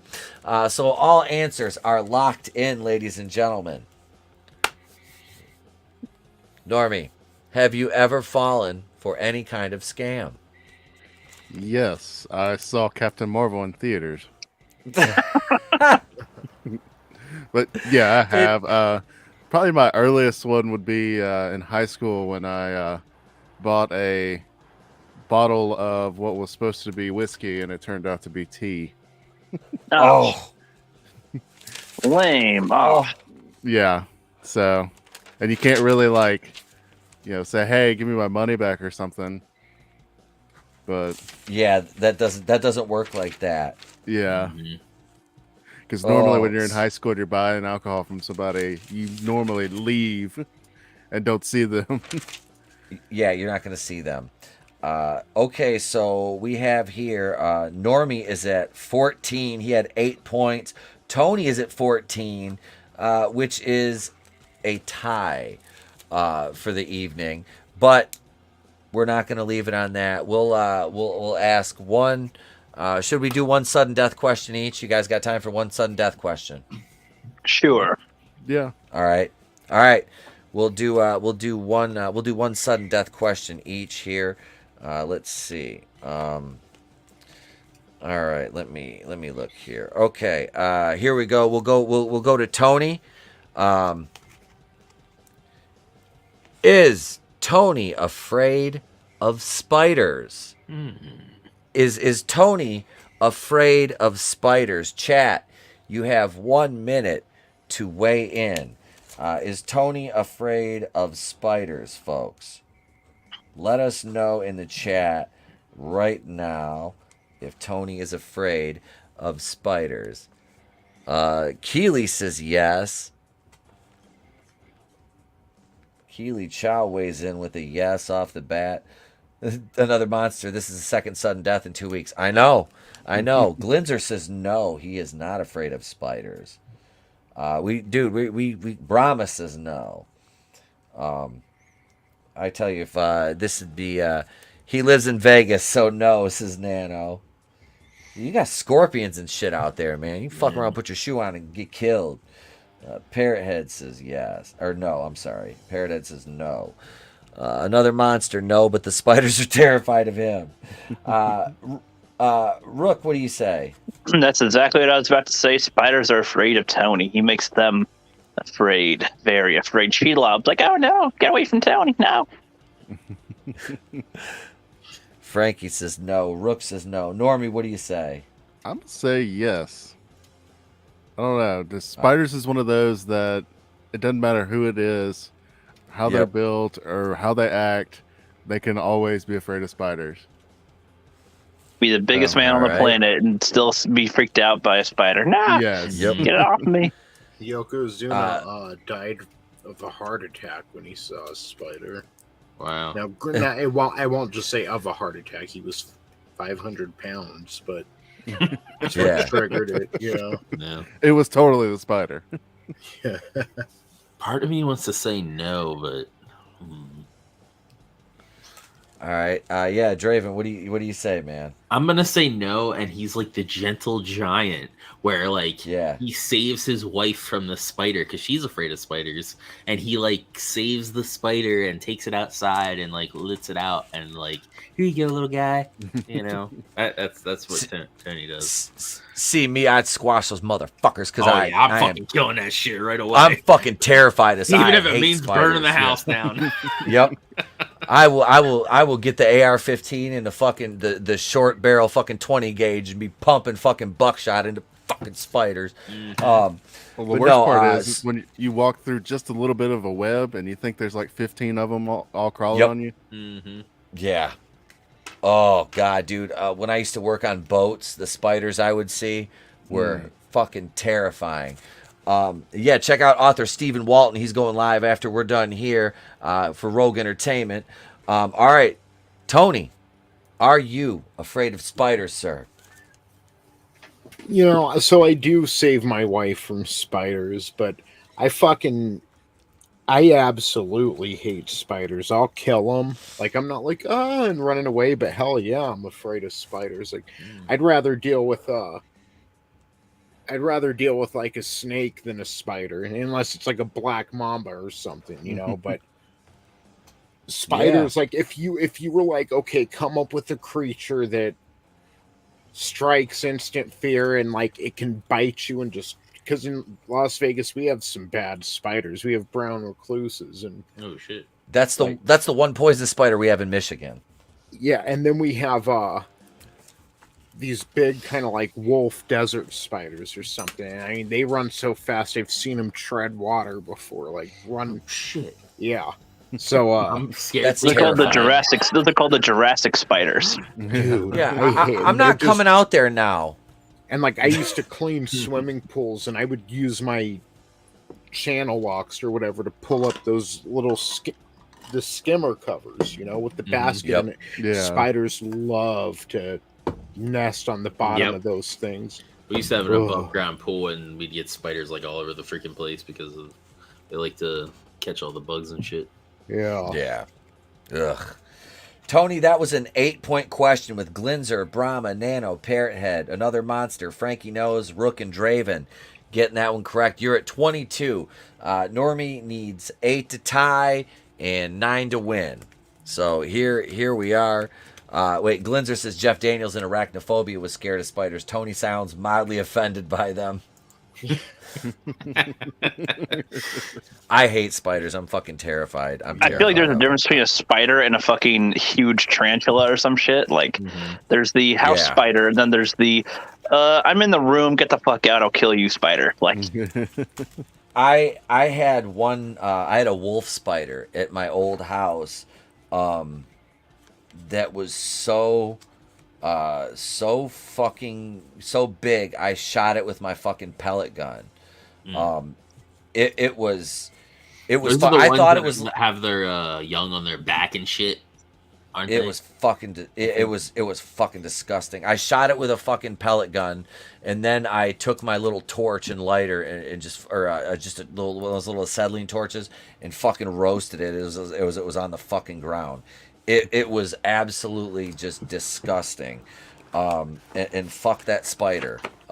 Definitely. Fuck that spider. All right, we got Normie's question. Here we go. Has Normie ever been ghosted? Has Normie ever ghosted or been ghosted by someone he was dating? Has Normie ever ghosted or been ghosted by someone they were dating? Go ahead and weigh in the chat. Tony, we'll start with you on the panel. What do you think? Man, I don't want to say yes, and but I think that's something a lot of us has been through. I can't say most of us, Mm-hmm. you know, but so I'm gonna go with yes. But he Okay. was, yeah. Whether he ghosted her, or she ghosted him, he was too fucking good for her anyway. Right? I'm gonna.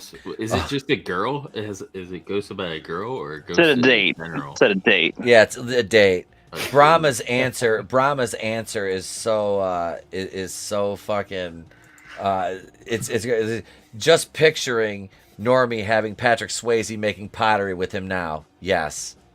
And then Peter Griffin yes. comes in and sucks him up.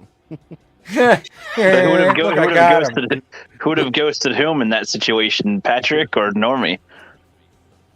Ooh, that's tough. Let's see. What do you let's see. Did Draven, did you weigh in? Go ahead. I didn't. I'm gonna say yes because every guy I think has been ghosted Let's see. at least once. Rook, what do you say? I'm saying yes, but I'm hoping no.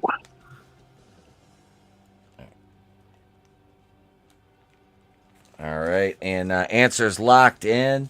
It's all on the yes side of this column. So, Normie, what do you say? Have you ever ghosted or been ghosted? Of course I have. I've actually had both. I've been ghosted and ghosted a crazy woman one time. Yeah, you get those vibes that they're like really like. Okay, Yeah. we've been on 2 dates and you're acting like we've been together for a year or two. Yep. Oh yeah, the ones that are like, let's get a house now. Yeah. Oh. So I definitely both. Well, that gives you 9 points, and that means that you win by 1 point. In 23 in overtime, 23-22. Normie is our winner tonight. Congratulations, sir. You win the grand prize of our undying love and respect. And coming soon to the chat, like I said, as soon as my account is open, I'm waiting for my pin from Google. We start giving away prizes. So congratulations, Normie. All right. Thank you everybody for playing. This has been fun. This has been a great night. I know we ran over by a half hour. I apologize, everybody. But we had, we still had a full chat. So there's peeps watching. So thank you all for tuning in. I'm going to kick it on over to my co-host Tony. What's going on over at the Clown World Review? Yeah, if you missed it, check out the Monday Night War retrospective. It was a great show last night. Long show, but I mean the time just went by real quick. Yeah, and I might join you on Friday for the Batman review. It just depends. I'm probably not going to see it till like next week, I'm thinking, but if I can, I'll be there because I just don't want to catch spoilers online. They're going to be all over the place after the weekend. Yeah. So join us next Tuesday for the Monday Night War retrospective. You can also catch me here every Monday and Wednesday. And everyone on the panel, it was great to stream with you again. It's always a pleasure. And everyone in the chat, you rock. Thank you. And yeah, thank you, Mr. Etep. Dude, thank you, man. You're here, 2, 3, sometimes 3 nights a week with me, man.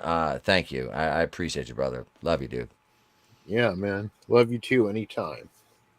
And next up, ladies and gentlemen, that vampire that don't sparkle, but he sure do shine, Angelus Draven. Hey guys, after here I'm gonna go over to Twitch and play some Elden Ring and beat my head against the wall trying to fight Margit, the Fell Omen, over on Elden Ring. Come over there and watch me if you want to see me rage. Awesome, man. Thank you for joining us tonight. Draven will be back with us next Wednesday night too. He'll be joining us next Wednesday, so look forward to it, bro. Thank you so much for being here, man. Absolutely. Next up, My boy, my brother, the rookie critic. Yo, what's up? Yeah. I don't have much going on my own channel, but over on the SC, I'm recording some stuff with Pop Culture PB. We're doing a thing called the Pokemaster Training a Noob, where I used to watch Pokemon when I was a kid, haven't watched it since, but he's a huge Pokemon dude. So he's showing me random Pokemon, and I'm supposed to guess what the hell it is and what it does, and it's kind of funny. Little segments for putting those up on the collective 3 days a week. And I've also got Assassin's Creed videos coming out, like some funny glitches and gameplay that I've had. So putting those up on there. So we actually got 5 videos a week uploading there now, currently. Nice. Hell yeah. Well, thank you for joining us tonight as part of the Fandom Collective Night here on the channel, bro. I appreciate it. Oh, yeah, thanks for throwing it together. Oh, man, no problem, no problem. Next up, new comic book Normie. I'm new comic book Normie for short. I really don't stream or post any videos on my YouTube channels anymore, but I am on Twitter at new comic Normie. You can follow me there, and also while you're following me, head over to the Fandom Collective and follow them as well if you haven't already. It's a lot of good channels that get posted on that Twitter account every day, so check them out as well. And thank you for having me, Tep. It was a lot of fun. Dude, you're welcome, man. It's always good to have you on, brother. Yeah, and thank you, the chat, Nano Reaper, Brahma's Bullpen, Frankie Knows, Vinnieart, Glinzer, Parrothead, Purveyor of Memes, Another Monster, Godzillionaire, author Stephen Walton. As soon as we're done here, I want everybody, Stephen, you're a mod. Post your link in the chat if you're still here, bro. Post your link, and we'll send people over to your stream after here. Keely Chow was here. Macklin made it. Brightest Day. Let's see who else we had. Gap Stargate was up in here. The Mama Susan was probably here at one point or another, I'm sure. Listening in. Yeah, let's see. And let's see who else. I'm just trying to scroll back through the chat. Scrambles the Death Dealer was here. Let's see who else. Glenn Schroeder stopped in for a hot minute. Glenn's in the chat all the time. We appreciate you guys and gals out there hanging out with us. Like I said, Brightest Day was here. Let's see, Judas Goat Barbecue was here as well. I like that name. Horny. That's a new one. I was like, I like what that. What was that one? What barbecue? What? Judas Goat Barbecue. I like that one. That's right. It's right up with Brutal Morningwood. You know, that's Yep, yeah. Brutal Morningwood still the best name on YouTube, but Judas Goat Barbecue is probably in second. Dragon Pretty Master close. 360 was here. Let's see who else we're going way up. Do you guys want to hear a random FC stat that I just gathered of February? Yes. So guess how many channels we post per day, like that we share out on Twitter? I don't know how many. Maybe, yeah, I'd say 200, 250 around there. Yeah, we average around 250, but you know, on quite a few days it fluctuates to almost 300. Wow. That's more akin to the content creators, man. Holy shit, everybody's making a video all the time. Yep. I feel like a good 10% is Black and White Sports, Rhodes Rants, and Matrix, because they up before noon my time, before noon Pacific, they upload like 5 videos. I'm like, holy shit. Yeah. I usually watch those the first thing in the morning. I watch those in Memeology first thing in the morning. Yeah, it's crazy. That's true grind. Oh my gosh. Mm-hmm. I don't know how they churn. Like, I mean, dude, I spent what all told today just on that video I did today on Joe Rogan. That was a good 6 hours of production time just on that, and that's not. I wasn't even that didn't even twinkle baby. That was just like, for me, that was just like kind of like a basic bitch video. And there was a couple points where I was after I uploaded it where I was unhappy with the audio because the audio was kind of jacked in a few spots, which that angers me when I have production issues like that. But yeah, I'm picky. I get so mad at myself when I make I was like, That's a mistake you would have made 2 years ago. You're better than that. You're a grown man now. Go. Gotta do better. Now you gotta do better. Now slam your head in the door, E-Tap. Chris Fisk was here. Superfan Adam Shawhan up in the house early on. Let's see. Maria with T and Telly was here earlier. Rugo Better was here. Let's see. Immortal Coil. We gave Immortal Coil shout outs. Wookiee Supremacy was up in here early. JM 2021, 24 Eyes, The Owls. Outcast Owls Live, Nefarious. I'll be over with Outcast Owls Live tomorrow night at 9, about 9:15 Eastern. My Sketchbook 340 was here for a wrestling stream tomorrow night. Mr. Grant Gregory dropping me a $2 Aussie super chat. Thank you. Awesome one was up in the house early on tonight as well. So thank you, everybody. If I missed you, just know that I appreciate you. One and all. You can catch me, like I said, tomorrow night over on Outcast Owls Live. I'll be working on the Batwoman review. That'll be out Friday night. It's got to be out Friday night because I got to go to the movies Friday, and I got a trip to Detroit this weekend. So we won't have a video Monday because I'll be on the road all day Monday. And by the time I get home, I'll be setting the show up for Monday and Wednesday. So yeah, join us Friday night. Back over here though at around 10:45 Eastern, 7:45 Pacific for our review of the Batman. Myself, maybe Vinny, Tony's gonna stop in, and we'll be dropping links to a few other people. Rookie might pop in. So yeah, we'll have a good stream on Friday night too. So tune in for that.